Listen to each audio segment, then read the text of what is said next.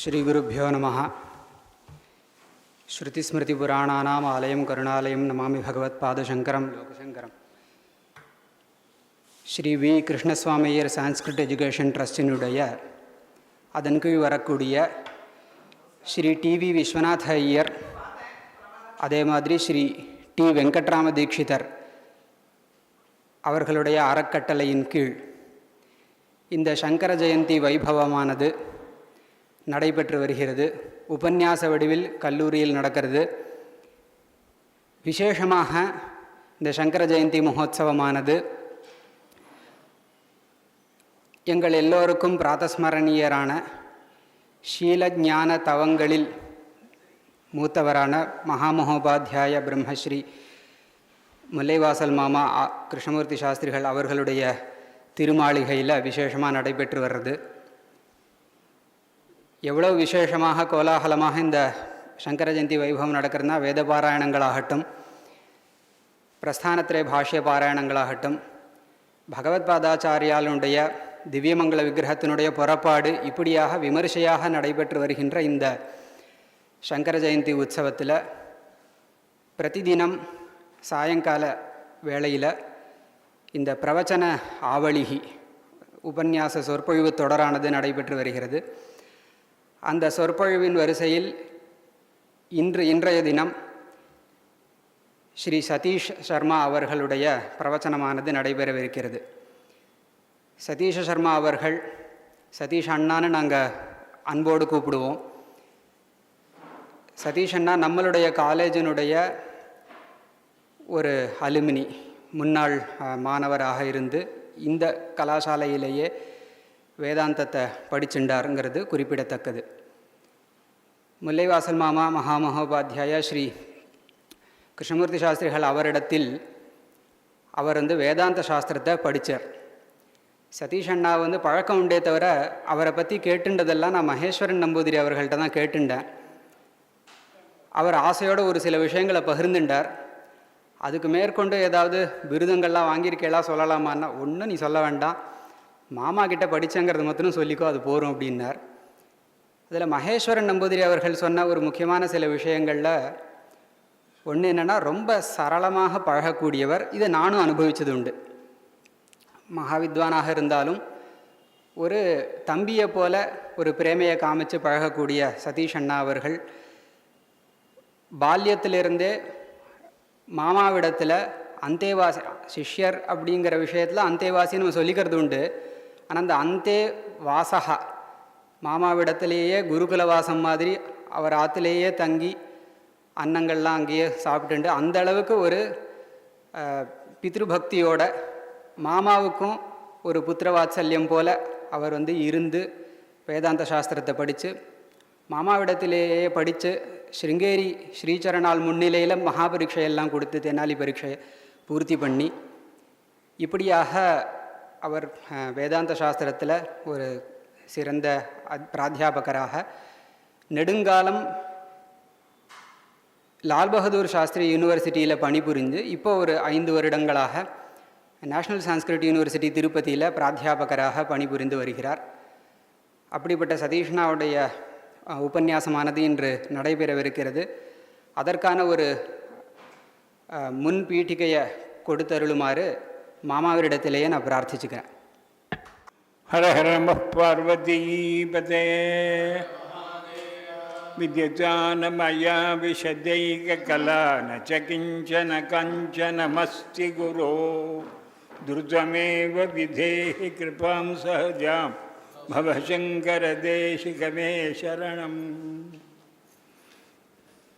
இந்த காலேஜில் நான் காலேஜில் படித்து ஆரம்பித்தது 1959 ஒவ்வொரு வருஷமும் இந்த சங்கர ஜெயந்தியானது நடந்துன்றேன்.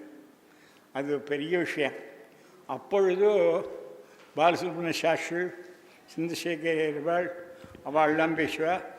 பண்டிதாளாக இருக்க பெரியவாளாக இருக்க அவள்லாம் ராமா சாஸ்திரிகள், போல சாஸ்திரிகள், ஒவ்வொருத்தர் நாளைக்கு பேசுகிறதுங்கிற சம்பிரதாயம் இருந்தது.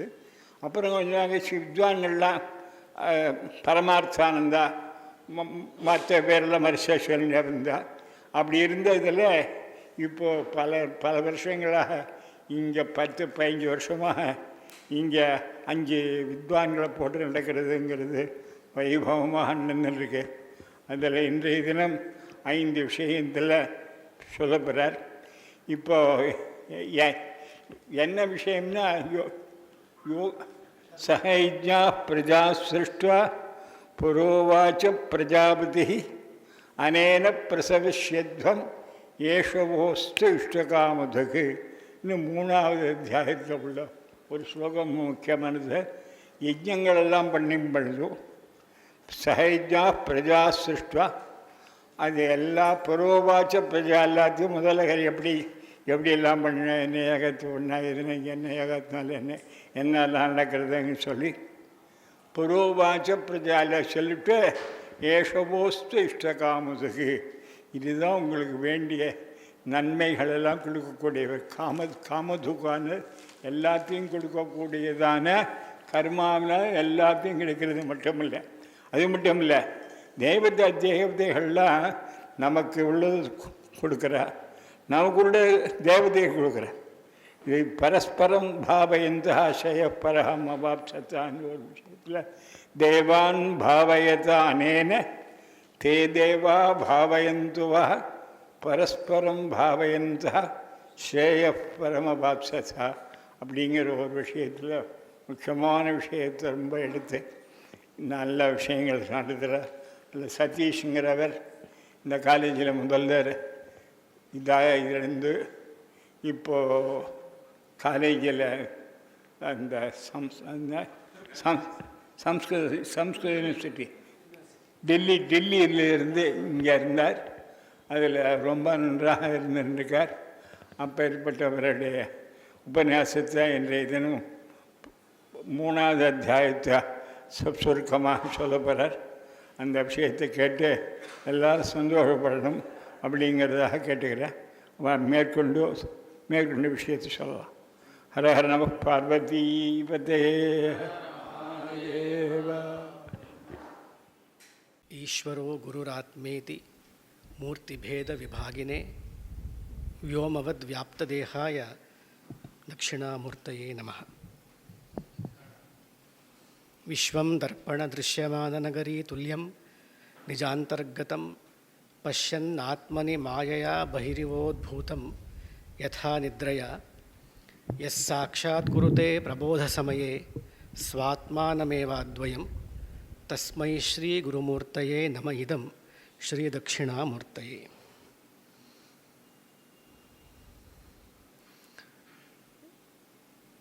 मम गुरुनाथानां चरणारविन्दयोः प्रणतततीः निवेद्य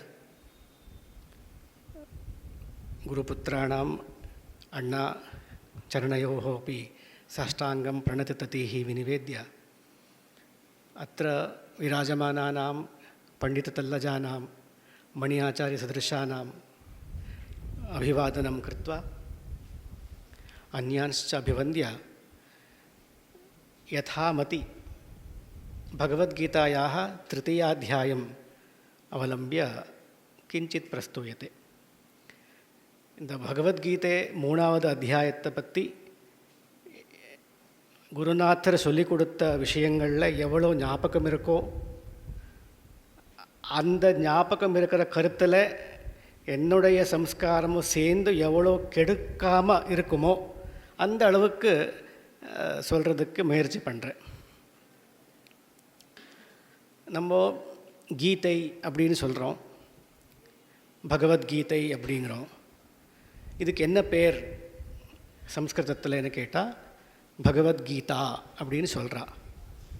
ஆனால் கீதா அப்படின்னு சொல்லும் பொழுது சொல்லப்பட்டது, உபதேசிக்கப்பட்டது அப்படின்னு ஒரு ஸ்திரீலிங்கத்தில் குறிக்கிறது.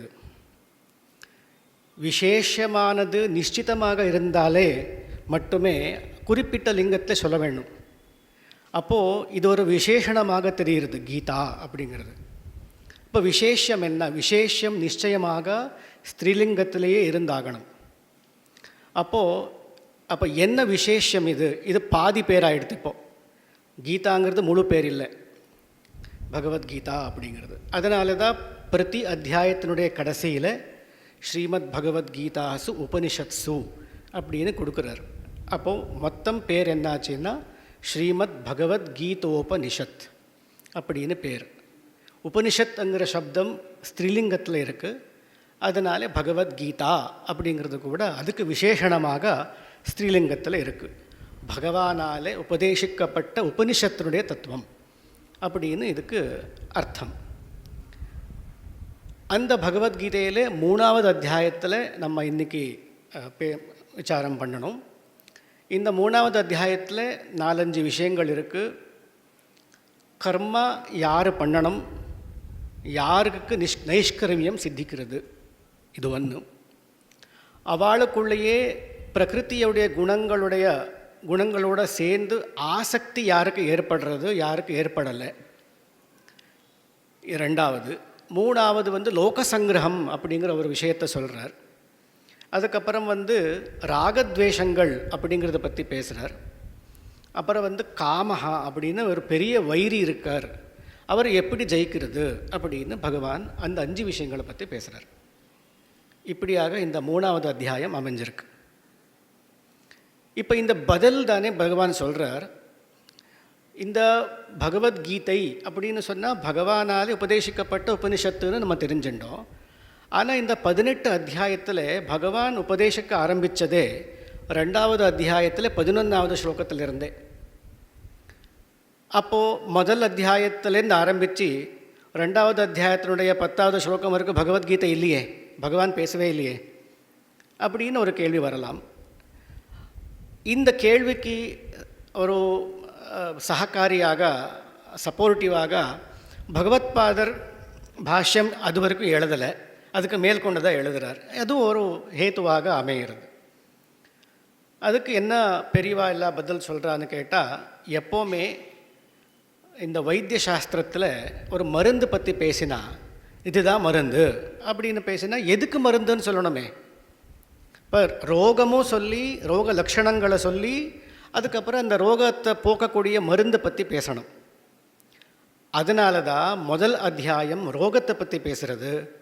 2வது அத்தியாயத்திலிருந்து அசோச்சான்ங்கிற ஸ்லோகத்திலேருந்து ஆரம்பித்து இந்த ரோகத்துக்குள்ளான மருந்து பற்றி பேசுகிறது அப்படிங்கிற விவேகம். இது யார் சொல்கிறார்? பகவத்பாதரே சொல்கிறார். அந்த 11வது ஸ்லோகத்துக்கு பாஷ்யம் எழுதும் பொழுது அதுக்கு பின்ன இருக்கக்கூடிய எல்லாத்துக்கும் சாரமாக ஒரு வாக்கியம் எழுதுகிறார். இதுவரைக்கும் நடந்த கதைக்கு சோகமோகாத்மகமான சம்சாரம் இங்கே காட்டப்படுறது அப்படின்னு அர்த்தம்ங்கிறார். இப்போ சம்சாரம் அப்படிங்கிற ஒரு ரோகம், அதுக்கு லக்ஷணம் என்ன? சோகம், மோகம். இந்த சோக மோகத்துக்கு இந்த மருந்து ஔஷதம் என்னான்னு கேட்டால் அசோச்சியானன்வசோச்சஸ்துவம் பிரஜாவாதாம்ச பாஷசே கதாசு நகதாசுன்ச்ச நானு சோச்சந்தி பண்டிதாக. இதுதான் மருந்து. பண்டிதாக நானு சோச்சந்தி. பண்டிதாக ஆத்மஜானியானவன் நானு சோச்சந்தி. சோகமோகன் தானே இப்போ பிரச்சனை. நானு சோச்சந்தி அதுக்கு மருந்து ஆயிடுத்து. என்ன? பண்டிதாக ஆத்மஜானந்தா. ஆத்மஜானம் மட்டும்தான் மருந்து, ஔஷதம் அப்படிங்கிறது பகவான் ஆரம்பிக்கிறார். அதுக்கு ஏற்றபடி பகவத்பாதர் கூட பாஷ்யத்தில் அதே போல் ஆரம்பிக்கிறார். அப்போ இந்த சோகமோகங்கள் அர்ஜுனுக்கு மட்டுமா அப்படின்னா, அர்ஜுனனுக்கு அந்த அத்தியாயத்தில் முதல் அத்தியாயத்தில் காமிச்சு கொடுத்துருக்காரு. அது நமக்கு கூட எல்லா சூழ்நிலைகளிலையும் அந்த சோகமோகங்கள் இருக்குது அப்படிங்கிறது நம்ம உணரணும். உணர்ந்தாதான் நமக்கு மருந்து தேவைப்படும். நமக்கு ரோகம் இருந்துன்னு தெரிஞ்சாதான் நமக்கு மருந்து தேவைப்படுறது. ரோகம் இருக்கும், ஆனால் நமக்கு அந்த ரோக புத்தி, ரோகம் இருக்குங்கிற ஞானம் ஏற்படுறது. எத்தனையோ பேருக்கு டயாபெட்டிஸ் இருக்கான்னு கேட்டால் இல்லைன்னு சொல்கிறா. டெஸ்ட் பண்ணிங்களா அப்படின்னு கேட்டால் அதெல்லாம் டெஸ்ட் பண்ணிக்கிறது இல்லை. டெஸ்ட் பண்ணால் எப்படி தெரியும்னா, அதெல்லாம் ஒன்றும் பரவாயில்ல, அதெல்லாம் ஒன்றும் இருக்காது அப்படிங்கிறான். டெஸ்ட் பண்ணால் தான் தெரியுறது HbA1c எவ்வளோ இருக்குது, சுகர் எவ்வளோ இருக்குது அப்படின்னு தெரியுறது இல்லையா. அதை போல் இந்த சோகமோகம் அப்படிங்கிற சம்சாரம், இந்த சம்சாரத்தை ஒரு துக்கமாக, ஒரு ரோக ரூபமாக பகவான் இந்த வேதவியாசர் பகவத்கீதையில் முதல் அத்தியாயத்தில் காமிச்சு கொடுத்துருக்கார். ஏன் இதுக்கு சொல்கிறேன்னு கேட்டால், 2வது அத்தியாயத்தில் பண்டிதா நானு சோச்சந்தின்னு ஆரம்பிச்சுட்டு மேற்கொண்டு காமத்தை பற்றி பேசுகிறார். அந்த காமத்தை பற்றி பேசிட்டு இந்த 3வது அத்தியாயத்தில் 2வது அத்தியாயத்திலே அந்த சம்சாரத்தினுடைய சோகமோகத்துக்கு காரணமான காமத்தை பற்றி பேசிட்டு இன்னும் விஸ்தாரமாக இந்த 3வது அத்தியாயத்தில் பேசுகிறார். காமயேஷ குரோத ஏஷா ரஜோகுண சமுத்பவா அப்படின்னு பேசுகிறார். இதுலேருந்து தெரிகிறது எல்லாத்துக்குமே ஒரு கனெக்ஷன் இருக்குதுன்னு தெரிகிறது. சரி, முதல் அத்தியாயத்தில் சோகமோகங்கள் எப்படி அவர் அர்ஜுனனுக்கு காமிச்சு கொடுத்துருக்கார். அர்ஜுனனை பற்றி சொல்லும் பொழுது காண்டீவம் ஸ்ரம்சதே ஹஸ்தா துவக்சைவ பரிதஷ்யத்தே அப்படின்னு சொல்லும் பொழுது அஸ்ருபூர்ணாகுலக்ஷணா அப்படிங்கிறார். எல்லாமே கண்ணை தண்ணியாக இருக்குது. அந்த உடம்பெல்லாம் எரியுதுங்கிறா. சோகத்தில் வயர் எரியுதுன்னு கேள்விப்பட்டிருக்கோம். உடம்பே எரியுது அவனுக்கு, அவ்வளோ சோகத்தில் இருக்கான்.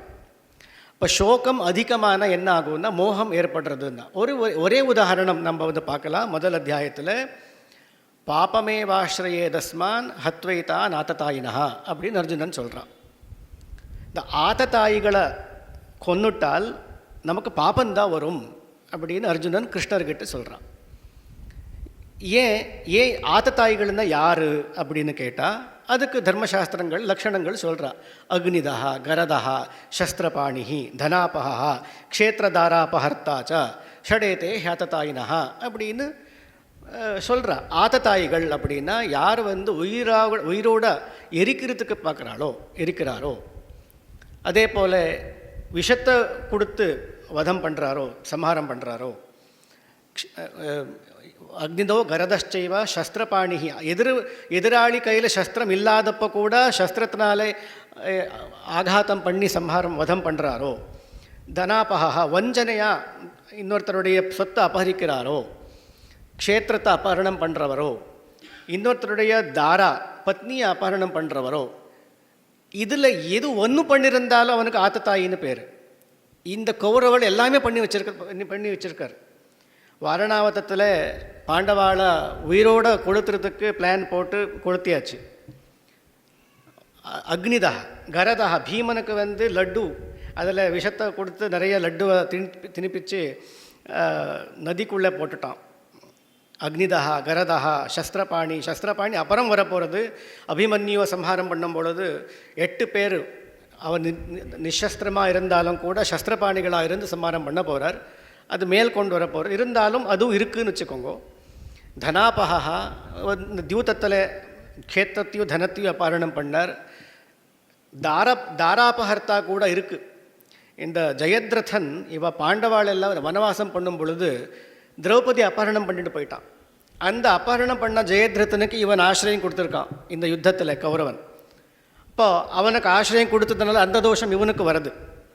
இப்படி எல்லா தோஷமும் பண்ணி வச்சுருக்கா. ஒரு தோஷம் பண்ணாலே ஆத்தத்தாயி 6ம் பண்ணி வச்சுருக்கான். அப்போ ஆத்தத்தாயிக்கு என்ன தண்டனை அப்படின்னு கேட்டால் தர்மசாஸ்திரம் சொல்கிறது ஆததாயின மாயாந்தம் ஹன்யாதேவ அவிச்சாரதா அப்படின்னு சொல்கிறது. ஒரு க்ஷத்ரியனாக நீ இருந்தையானால் உனக்கு எதிரில் ஒரு ஆத்தத்தாயி வந்தானால் விசாரமே பண்ண வேண்டாம், அவனை சம்ஹாரம் பண்ணிடு அப்படின்னு சொல்கிறது. அப்போ தர்மசாஸ்திரம் சொன்ன ஒரு கர்த்தவியத்தை பண்ணால் பாப்பம் வருமா புண்ணியம் வருமான்னு கேட்டால் புண்ணியந்தான் வரும். ஆனால் அர்ஜுனன் என்ன சொல்கிறான், பாப்பமேவாஸ்ரயே தஸ்மான் ஹத்வைதா நாத்ததாயினா அப்படிங்கிற இது ஸ்பஷ்டமாக இந்த மோகத்துக்குள்ள உதாரணம் முதல் அத்தியாயத்தில் வியாசர் இந்த 2 சோகமும் மோகமும் நல்லாக காமிச்சு கொடுத்துருக்கார். அதனால தான் கிருஷ்ணனுடைய உபதேச ஆரம்பத்தில் பண்டிதா நானு சோச்சந்திங்கிற வாக்கியம் இல்லைன்னா அந்த பிரச்சனைக்கும் இந்த பதிலுக்கும் அந்த கேள்விக்கும் இந்த பதிலுக்கும் ஒன்றும் சம்பந்தம் வராது. அவர் ஏதோ வேறு ஏதோ அவருக்கு பிரச்சனை, இவர் ஏதோ வேறு ஏதோ பேசுகிறார் அப்படின்னு ஆகிடும். அப்படி இல்லை. முதல் அத்தியாயத்தில் அர்ஜுனனுக்கு என்ன பிரச்சனையோ அதுக்கு தகுந்த சமாதானம் தான் ஆரம்பிக்கிறார் கிருஷ்ணர் 2வது அத்தியாயத்தில். இது 1. 2வது முதல்ல எதுவுமே பேசலை அவர். நீ ஒரு ஃப்ரெண்டு போல் நீ என்னப்பா நீ இப்படி எல்லாம் கவலைப்படுற, நீ ஒரு க்ஷத்ரியன் இல்லையா, கிளைபியம் மாஸ்மகமாக பார்த்தா அப்படின்னு எல்லாம் சொல்லிடுறார். அவன் எப்போ சரணாகதி அடையிறானோ, சிஷ்யஸ்தேகம் ஷாதிமாம் துவாம் பிரபன்னம் அப்படின்னு சொல்கிறானோ அதுக்கு மேல் கொண்டு தான் இந்த உபதேசங்கள் ஆரம்பிக்கிறார். அப்போது அவனுக்கு பரமாத்மாவே குருவாக அமைஞ்சு ஒரு தத்துவோபதேசத்துக்கு அமைஞ்சிருக்கார். ஆனால் நமக்கு எல்லாமே அந்த மாதிரி பரமாத்மாவாக குருவாக அடைய முடியுமா எல்லாருக்குமே அந்த அனுகிரகம் இருக்குமா? அப்போ எல்லாருக்குமே அந்த சிஷ்யத்துவம் அந்த இடத்துல வருமா அப்படின்னு ஒரு லோக கல்யாண புத்தியால் தான் அர்ஜுனம் நிமித்தீகிருத்தியான்னு பகவத் பாதர் சொல்கிறார். நம்ம சர்வோபனிஷதோ காவோ தோக்தா கோபாலநந்தனா பார்த்தோ வத்சா சுதீர் போக்தா அப்படின்னு சொல்கிறோமோ இல்லையோ, அதை போல பகவான் கீதாச்சாரியன் ஜகத்குருவாக இருந்து இந்த கீதாமிருத்தத்தை எல்லாருக்குமே உபதேசிக்கிறார் அப்படிங்கிறது இந்த கீதையுடைய கருத்து. இப்போ நான் இந்த 2வது அத்தியாயத்தில் நம்ம பார்த்தோமானால் ஆரம்பித்தார், ஆத்ம ஞானம் இருந்தால் சோக மோகங்கள் இல்லை அப்படின்னார். அந்த ஆத்ம ஞானத்தை பற்றி பேசும்பொழுது ஆத்மான என்ன, ஆத்ம தத்துவம்னா என்ன, அந்த ஞானம் வந்தால் எப்படி இருக்கும் எல்லாம் நல்லா அழகாக சொல்லிகிட்டே வந்தார். நடுப்பறை ஆரம்பித்தார், கர்மண்யவாதிகாரஸ்தேன்ட்டார். ஞானி இப்படி இருப்பான், ஞானம் வந்தால் சோகமோகங்கள் இருக்காது, ஆனால் நீ மட்டும் கர்மா பண்ணு, உனக்கு கர்மா பண்ணுறதுல அதிகாரம், யோக கர்மசு கௌசலம் அப்படின்னு எல்லாம் ஆரம்பிச்சிட்டார். நடுப்புற இந்த கர்மா பண்ணணும் அப்படின்னு சொல்லிகிட்டே திருப்பி இந்த கர்மா பண்ணிகிட்டே வந்த அப்புறம் இந்த ஞான நிஷ்டை எப்போ ஏற்படுறதோ அப்போ அவள் ஞானியோடைய லட்சணங்கள் எப்படி இருக்குதுன்னு கேட்டு ஸ்திதப்பிரஜ்ஞ காபாஷான்னு ஆரம்பிச்சிட்டார். திருப்பி அந்த கடைசியில் முடிக்கும் பொழுது ஏஷா பிராமி ஸ்திதின்னு வேறு சொல்கிறார். ரொம்ப வசத்தியாக ஞானத்தை பற்றியோ இந்த ஞான நிஷ்டையை பற்றியோ பேசிட்டு 2 ஆரம்பத்திலேயோ அந்தியத்திலேயோ உபக்கிரமத்திலேயோ உபசம்ஹாரத்தில் ஞானந்தான் பேசுகிறார். நடுப்புற மட்டும் என்ன சொல்கிறார், கர்மண்யவாதிகாரஸ்திங்கிறார். அதனால்தான் குழப்பம் ஏற்படுறது அர்ஜுனனுக்கு. அவ்வளோ வசத்தியாக ஞானத்தை பற்றி பேசுகிறியே, எனக்கு மட்டும் கர்மா பண்ணுங்கிறையே, இது எப்படி என்ன நியாயம் இது அப்படின்னு கேள்வி கேட்குறார். இந்த கேள்வியோடு தான் இந்த 3வது அத்தியாயம் ஆரம்பிக்கிறது. ஜாயசி சேத் கர்மணஸ்தே மதா புத்திர் ஜனார்தனா தத் கிம் கர்மணி கோரே மாம் நயோஜயசி கேசவா அப்படின்னு சொல்கிறார். உன்னுடைய அபிப்பிராயம் எனக்கு புரிஞ்ச வரையில் கிருஷ்ணர் அப்படி பேசலை. கிருஷ்ணர் ஞானம்தான் முக்கிய சாதனம் சோகமோக நிவர்த்திக்குன்னு சொல்கிறது வாஸ்தவந்தான். உனக்கு அந்த ஞான நிஷ்டைக்கு யோக்கியத்தை வரலே அங்கிற காரணத்தினால நீ கர்மா பண்ணு, கர்மயோகத்தில் அந்த யோகியத்தை சம்பாதனம் பண்ணிட்டு திருப்பி அந்த ஞான நிஷ்டையை சித்திக்கிறது அப்படின்னு சொல்லி ஒரு கிரமந்தான் சொல்லியிருக்கார். ஆனால் அர்ஜுனனுக்கு அந்த கிரமம் புரியல.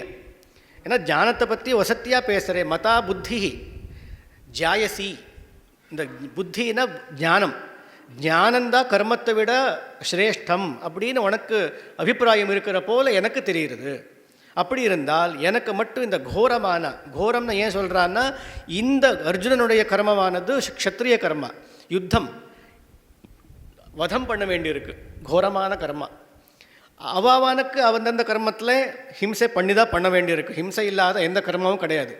கர்ம யோகம்னு சொன்னாலும் கூட, கர்மான்னு சொன்னாலும் கூட, இந்த வைதி ஹிம்சா அதெல்லாம் நம்ம சாஸ்திரார்த்தங்களில் விட்டுட்டாலுமே ஹிம்சை நிச்சயமாக இருக்குது. ஹிம்சை இல்லாத கர்மம் பண்ண முடியாது. அப்போ கோரேன்னு சொல்கிறது சார்வத்ரிகமாக நம்ம யூனிவர்சலாக அப்ளை பண்ணிக்கலாம்.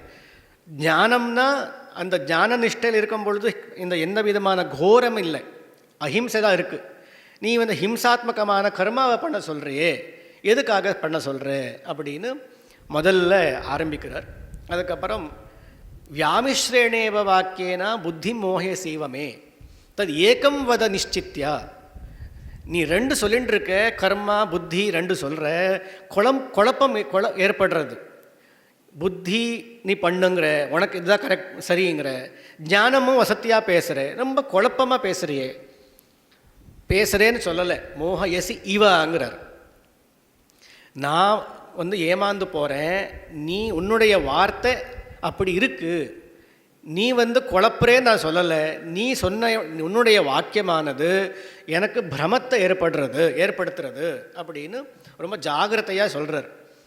அதனால தான் ஜனார்தனா கேசவா அப்படின்னு எல்லாம் விசேஷணங்களெல்லாம் சொல்லி மெதுவாக கேட்குறாரு. இதுலேருந்து என்ன தெரியுறதுன்னா, திடீர்னு ஏதோ ஒரு கேள்வியாக குருக்கிட்ட ரொம்ப திக்காரமாக பேசிடக்கூடாது.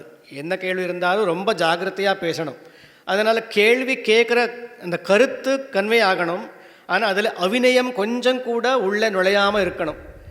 இந்த 2 விஷயமும் பார்த்து ஜாகிரதையாக அர்ஜுனன் கேட்குறான். இந்த ஒரு அவிநயம் உள்ளே நுழைஞ்சிடக்கூடாதே அப்படிங்கிற பாவம் கிருஷ்ணருக்கு புரிஞ்சுடுத்து. அதனால அடுத்த ஸ்லோகத்தில் அனகா சம்போதனம் பண்ணுறார். பாப்பம் இல்லாதவனே, நீ எந்த பாப்பமும் பண்ணலை, அபிநயம் ஒன்றும் ஏற்படுத்தலை, இந்த கேள்வி நியாயமானது தான் அப்படின்னு சொல்லி கிருஷ்ணர் சமாதானம் படுத்துகிறார். அந்த அடுத்த இந்த சமாதான ஸ்லோகத்தில்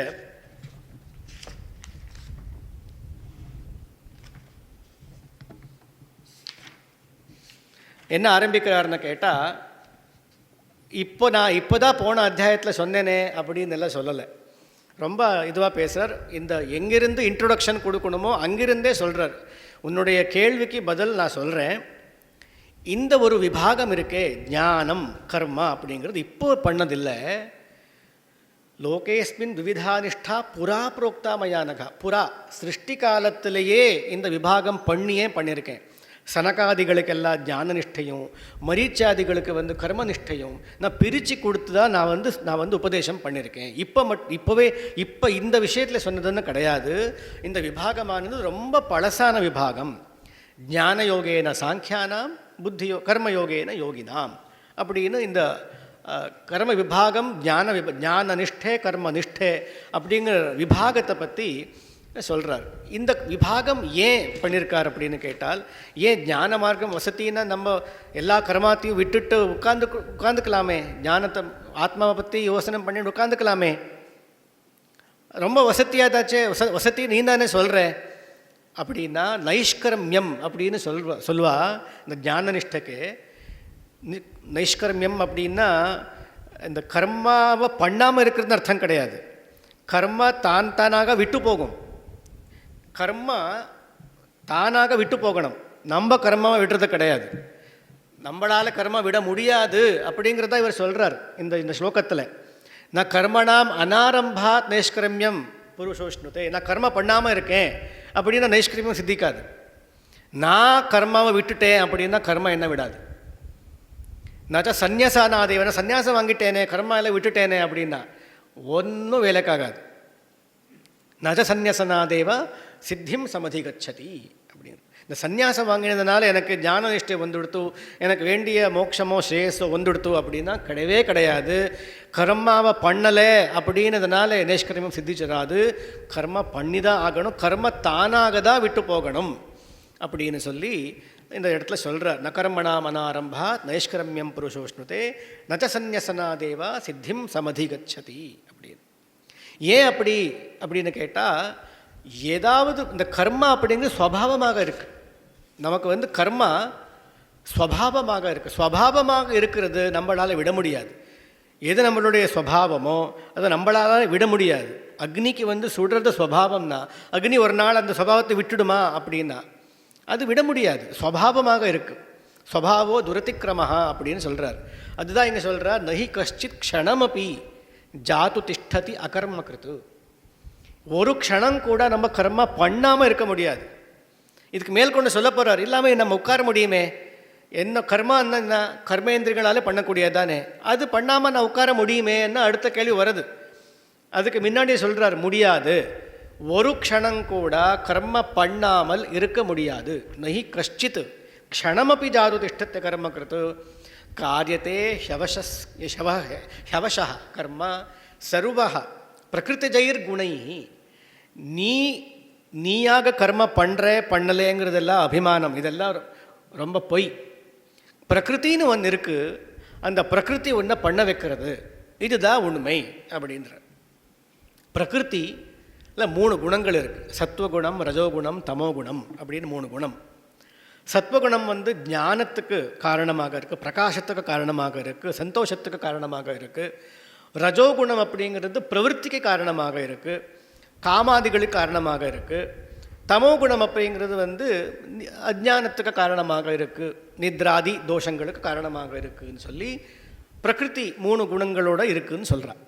நம்ம என்ன வேலை செஞ்சாலும் கூட இந்த பிரகிருதியோட 3 குணங்களால் தான் பண்ணுறோம் அப்படின்னு இதுக்கு முன்னாடி குணா குணேஷு வர்த்தந்தே இதி மத்வா ந சஜ்ஜதேன்னு சொல்கிறான். அப்போ என்னாச்சுன்னா இந்த குணங்களை தான் பண்ண வைக்கிறது, தூண்டுறது. நான் பண்ணுறேன்னாலும் நான் பண்ணுறது கிடையாது, நான் காரணம் கிடையாது. நான் பண்ண மாட்டேன்னு நினச்சிட்டாலும் அந்த கர்மா இருக்காமல் இருக்காது. இந்த கர்மத்துக்கு காரணமானது பிரகிருத்தின்னு முதல்ல புரிஞ்சுக்கணும்.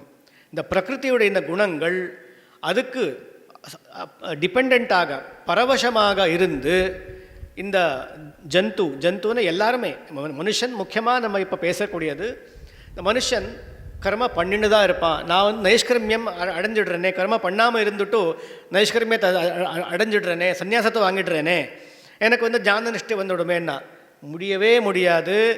நீ சும்மா உட்காந்து இருந்தாலும் உன்னை சும்மா உட்கார விடாது கர்மா. இந்த பிரகிருதி உன்னை சும்மா விடாது. வேலை கர்மா செய்கிறதுக்கு தூண்டிண்டு தான் இருக்கும். கர்மா வந்து துஷ்கர்மாவாக கூட இருக்கலாம், சத்கர்மாவாக கூட இருக்கலாம், எது வேணா இருக்கலாம். ஆனால் கர்மா பண்ணி தான் ஆகணும் அப்படின்னு இங்கே சொல்கிறார். நஹி கஷ்டித் க்ஷணமப்பி ஜாத்து திஷ்டத்ய கர்ம கிருத்து காரியத்தே ஹவசா சர்வா ஒருத்தொருத்த எல்லாருமே பிரகிருத்தை ஜெயர்குணைஹி அப்படின்ற. அப்போ சொல்கிறான், இல்லை இல்லை அது அப்படியெல்லாம் ஒன்றும் இல்லை, முடியுமே என்னால். இப்போ என்ன கர்மா பண்ணக்கூடாது தானே? கர்மா எதனால் கர்மா பண்ண போகிறோம்? கர்மேந்திரியங்கள் அப்படின்னு இருக்குது. வாக் பாணி பாத பாயு உபஸ்தங்கள்னு கர்மேந்திரியங்களை சொல்ல போகிறார். நம்ம வாணி பேசுகிறோம், காய்கம் வாச்சிக்கம் மானசம் கர்மா அப்படின்னு சொல்கிறோம் இல்லையா? அப்போ இந்த 3 விதமான இதில் காய்கத்தில் எல்லாம் வந்துடும். நம்ம வாணியை விட்டுட்டு மற்றதெல்லாம் காய்கமாக வந்துடும். அப்புறம் மானசிகமான கர்மா.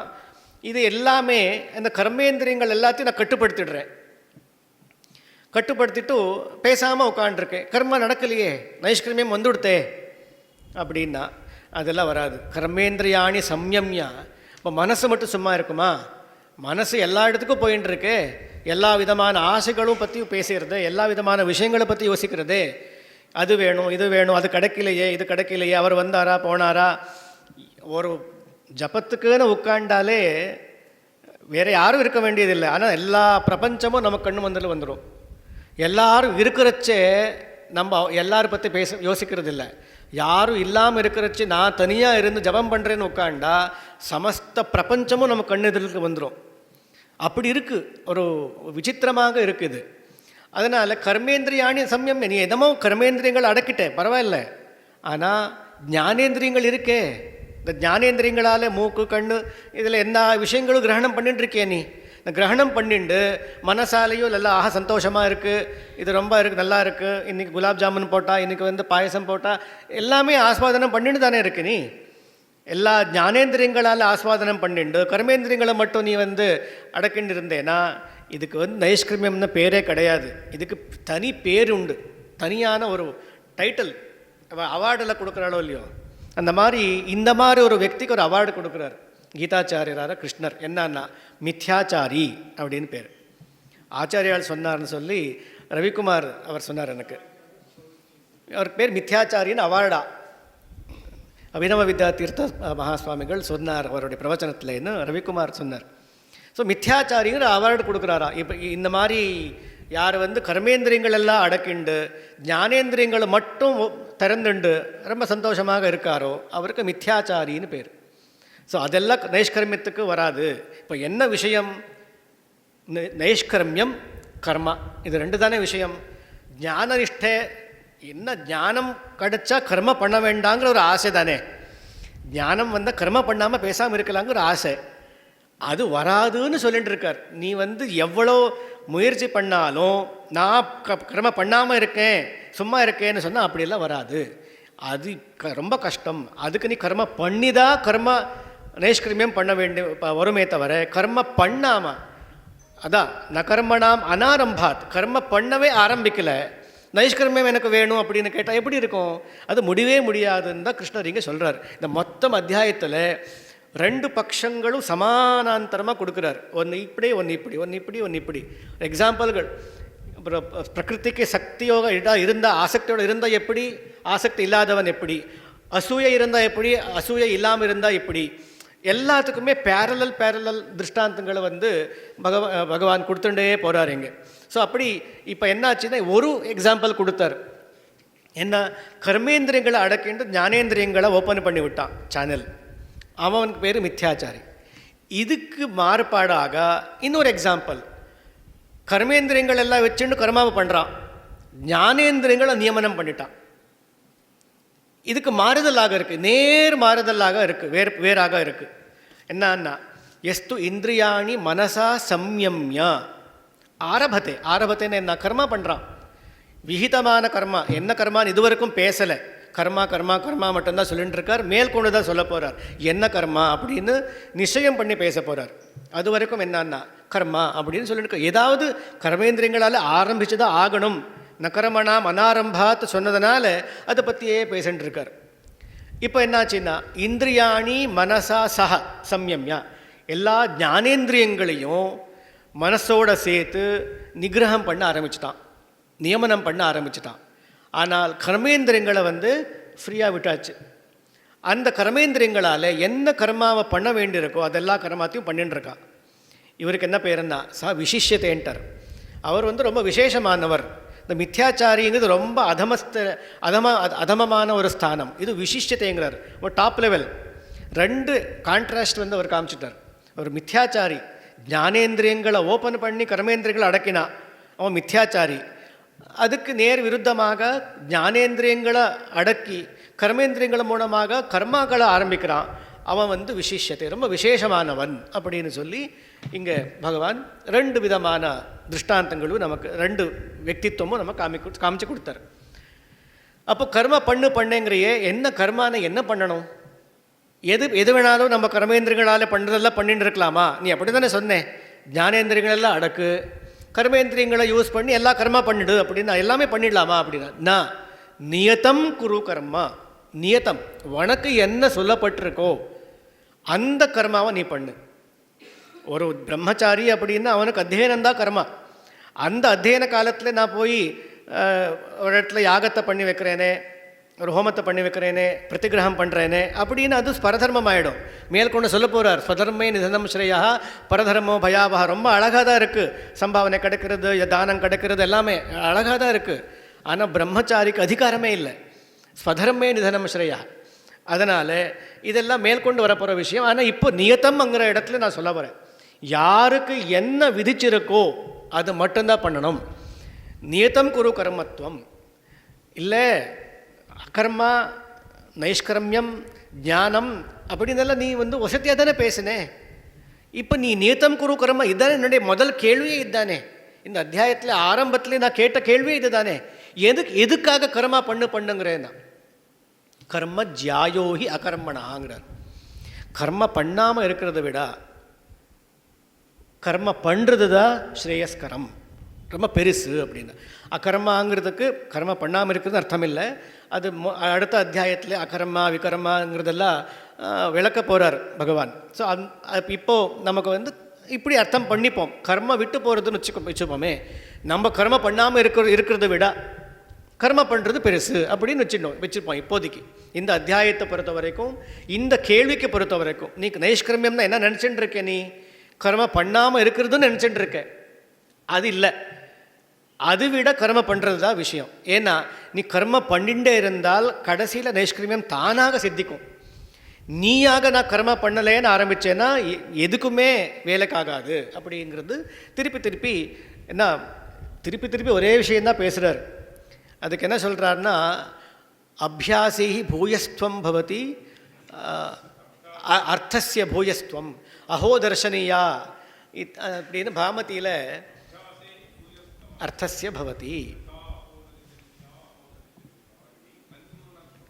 பிராகேவ உபச்சரித்த அர்த்தத்துவம் அப்படின்னு நம்ம திருப்பி சொன்னால் அந்த அர்த்தத்தில் ஒரு தாத்பரியம் இருக்குதுன்னு தெரிகிறது. யார் சொல்கிறாளோ ஒரு விஷயத்தை திருப்பி சொல்லிகிட்டே இருக்கான்னா அது ரொம்ப முக்கியம்னு அவர் நினச்சின்னு சொல்கிறாருன்னு அர்த்தம், கருத்தோடு சொல்கிறார் அப்படின்னு அர்த்தம். அதை போல் கர்மா பண்ணுன்னு இத்தனை வாட்டி சொன்னாரேன்னா தாத்பரியம் பகவானுடைய கருத்து அந்த கர்மா பண்ணுறதுலாம் இருக்குது அப்படிங்கிறது அர்த்தம். ஏன்னா யாருக்கு கர்மாவில் அதிகாரம் இருக்கோ அவன் கர்மா பண்ணி தான் ஆகணும். இந்த கர்மாவை பண்ணி பரிபாகம் ஏற்பட்ட பிறகுதான் நைஷ்கர்மியம் தானாக சித்திக்குமே தவிர நான் கர்மா விட்டுட்டு நைஷ்கர்மியம் எடுத்துன்னு சொல்ல முடியாது. எல்லாருக்குமே கர்மா கட்டாயமாக பண்ணி ஆகணும், கர்த்தவியந்தாங்கிறது தான் பகவானுடைய கருத்து. இன்னொரு உதாரணம் சொல்கிறார், நீ கர்மா பண்ணாமல் இருக்கேன் அப்படின்னு உட்காந்துட்டேயானால் நீ உயிரோடவே இருக்க முடியாதே. ஷரீர யாத்ரா பிச்ச ந பிரசித்தேத். இந்த உயிரோடு இருக்கிறதுக்கு இந்த ஜீவனம் நம்ம பண்ணணுமானால் நம்ம வெளியில் போய் சம்பாதனம் பண்ணணுமே, நம்ம காய்கறிகள் வாங்கிட்டு வரணுமே, நம்ம பாக்கம் பண்ணணுமே, சாப்பிடணுமே, எல்லாமே பண்ணணுமே, எத்தனை வேலைகள் இருக்குது. சாப்பாடு தானே வந்துடுமா என்ன? நை சுப்தஸ்ய சிம்மஸ்ய பிரவிசந்தி முகே மிருகாக அப்படிங்கிறார். நான் எல்லாமே தானாக வந்துடும்னு வாயை பிளந்து சிம்மம் உட்காண்டு இருந்ததுன்னு தானே வருமா? இல்லை, வேட்டையாடணும். அதை போல் ஷரீர யாத்ரா, இந்த ஜீவனம் நம்ம பண்ணணுமே ஆனாலும் கூட நம்ம கர்ம பண்ணி தானே ஆகணும். அது இல்லாமல் எப்படி? இப்போ கர்ம எப்போ பண்ணியே ஆகணும்னு இருக்கோ அப்போ நியதமான கர்மாக்களை பண்ணிண்டுரு. என்ன உனக்கு எப்படியோ கர்ம பண்ணி தானே ஆகணும், அப்போ பண்ணு. என்ன பண்ணு? நியதம் குரு. எது உனக்கு நியதமாக சொல்லப்பட்டிருக்கோ அது கட்டாயமாக பண்ணு அப்படின்னு சொல்கிறார். இப்போ என்ன நியதம் குருன்னா என்ன அர்த்தம்? நியதம் குருன்னு சொல்கிறீங்களே, அப்போ நியதமான கர்ம என்ன அப்படிங்கிற அடுத்த கேள்வி. அதுக்கு தான் சொல்கிறார் யஜ்ஞம். யஜ்ஞார்த்தாத் கர்மணோன்யத்ர லோகோயம் கர்மபந்தனா. நீ கர்ம பண்ணால் அந்த பந்தனத்துக்கு காரணம்னு சொல்லிகிட்டே இருக்க. நீ எனக்கு நீ கர்ம பண்ணுங்கிற, நியதமான கர்ம பண்ணுங்கிற. எனக்கு ரொம்ப இன்னும் புரியவே இல்லை, குழப்பமாக இருக்குது அப்படின்னா. கரெக்டு, நீ சொல்கிறது வாஸ்தவந்தான். கர்மா அப்படிங்கிறது பந்தனத்துக்கு காரணம்தான். ஆனால் அந்த கர்மவானது யஜ்ஞார்த்தமாக இருந்தால் அது பந்தனத்துக்கு காரணம் இல்லை. இப்போ யஜ்ஞம்னா என்னன்னா, யஜ்ஞோ வை விஷ்ணு, விஷ்ணுன்னு பரமாத்மா. பரமாத்மார்த்தமாக பரமாத்மாவை குறித்து கர்மாவை பண்ண வேண்டியது. பரமாத்மா பிரீத்தி நம்ம சங்கல்பம் பண்ணும்போது சொல்கிறோமே, பரமேஸ்வர பிரீத்தியர்த்தம்னு சொல்கிறோமே, சொல்கிறது மட்டும் பண்ணுறோம். ஆனால் அதுக்கப்புறம் நிறைய காமனைகள் எல்லாம் சேர்த்து விடுறோம் அதோட சேர்த்து. ஆனால் அதெல்லாம் விட்டுட்டு பரமேஸ்வர பிரீத்தியர்த்தங்கிற ஒர்க்கு மட்டும் அந்த யஜ்ஞார்த்தம் அப்படின்னு. இந்த இடத்துல குருநாதர் பாடம் சொல்லும் பொழுது ஒரு உதாரணம் அவர் சொல்லியிருக்கார். அதுக்கு கோர்வையாக இன்னொரு உதாரணம், 2 உதாரணம் சொல்லலாம். ஒன்று, அவர் என்ன சொல்லி கொடுத்துருக்காருன்னா, இப்போது கர்மா பண்ணால் பந்தனம் ஏற்படும் தான். இப்போ பந்தனத்துலேருந்து விடப்படுறதுக்கு கர்மா பண்ணுங்கிறான். எப்படி முடியும்? ஒரே கர்மா பந்தனத்துக்கு காரணம், அதே கர்மா பந்தனத்துலேருந்து விடப்படுறதுக்கு கூட காரணம்னா எப்படி முடியும்னா, அதுக்கு அவர் ஒரு உதாரணம் சொன்னார். பூட்டு ஒரு சாவியால் திறக்கப்படுறது, அதே சாவியால் தான் பூட்டப்படுறது. இந்த ஒரு பூட்டணுமானால் அந்த சாவியை போட்டு இப்படி திருப்புறான், அது பூட்டிடுறது. அதே சாவியை போட்டு தான் திறக்கணும். வேறு ஏதாவது வழியில் திறந்தானோ திருடன்னு அர்த்தம். அவர் சொல்ல வார்த்தை, வேறு வழியில் பூட்டு திறந்தானோ அவன் திருடன். அந்த பூட்டால் தான் திறக்கணும். எந்த சாவியால் நீ பூட்டினியோ அந்த சாவியால் தான் திறக்கணும். எப்படி திறக்கணும்னா, எப்படி பூட்டினே, எந்த திசையில் நீ அந்த திருப்பினையோ அதுக்கு விருத்தமான திசையில் நீ திருப்பணும் அப்படின்னு தான் சொல்கிற. அப்படி தான் இங்கே இது கர்மா தான் பண்ணணும். கர்மா தான் பந்தனத்துக்கு காரணம்னா பந்தனத்துலேருந்து விடப்படுறதுக்கும் அந்த கர்மா தான் காரணம். இதுக்கு முன்னாடி எப்படி பண்ணேன்? நான் பண்ணுறேன், எனக்கு இந்த பலன்கள் வேணும் அப்படிங்கிற ஆசக்தியோடு பண்ணியிருந்தேன். இப்போ என்ன பண்ணணுமானா யஜ்ஞார்த்தம், பரமேஸ்வர பிரீத்தியர்த்தம். யஜ்ஞம்னா என்ன? பரமாத்மான்னு அர்த்தம். யஜ்ஞோ வை விஷ்ணுன்னு ஸ்ருதி சொல்கிறது, வேதங்கள் சொல்கிறது. யஜ்ஞார்த்தம், பரமாத்மாக்காக மட்டுமே நான் இந்த கர்மாவை பண்ணுறேன் அப்படின்னு உன்னோட என்ன ஆச்சு? எண்ணம் மாறித்து, ஆட்டிடியூடு மாறித்து. உடனே என்னாச்சுன்னா பந்தனத்துக்கு காரணமாக இருந்த கர்மா இனிமே மோட்சத்துக்காக காரணமாக மாறிடுது. இது அவர் கொடுத்த உதாரணம். இன்னொரு உதாரணம் அதே லைனில் இருக்குது. நம்ம பலாப்பழம் இந்த வெட்ட போனால் ஒரு கத்தியில் நிறைய ஒட்டிடும் இல்லையா? அது ரொம்ப கஷ்டம். உடம்பெல்லாம் ஆகிடும், கையெல்லாம் ஆகிடும், ரொம்ப கஷ்டம். இந்த வெட்டுறதுக்கு முன்னால் அந்த கத்தியில் எண்ணெய் தடவிண்டோம்னா ஒன்றும் ஒட்டாது, நல்லா சலீஸாக அது வெட்டிட்டு நல்லா அழகாக பலாப்பழத்தை நம்ம சாப்பிடலாம். இந்த எண்ணெய் தடவுறதுங்கிறது தான் இந்த யஜ்ஞார்த்தம் கர்மா. தானாக நான் கர்மா பண்ண போனேன்னா அது ஒட்டும், பந்தனம். கர்மா பந்தனத்துக்கு காரணம் ஒட்டுறது, இது பந்தனத்துக்கு காரணமாக இருக்குது.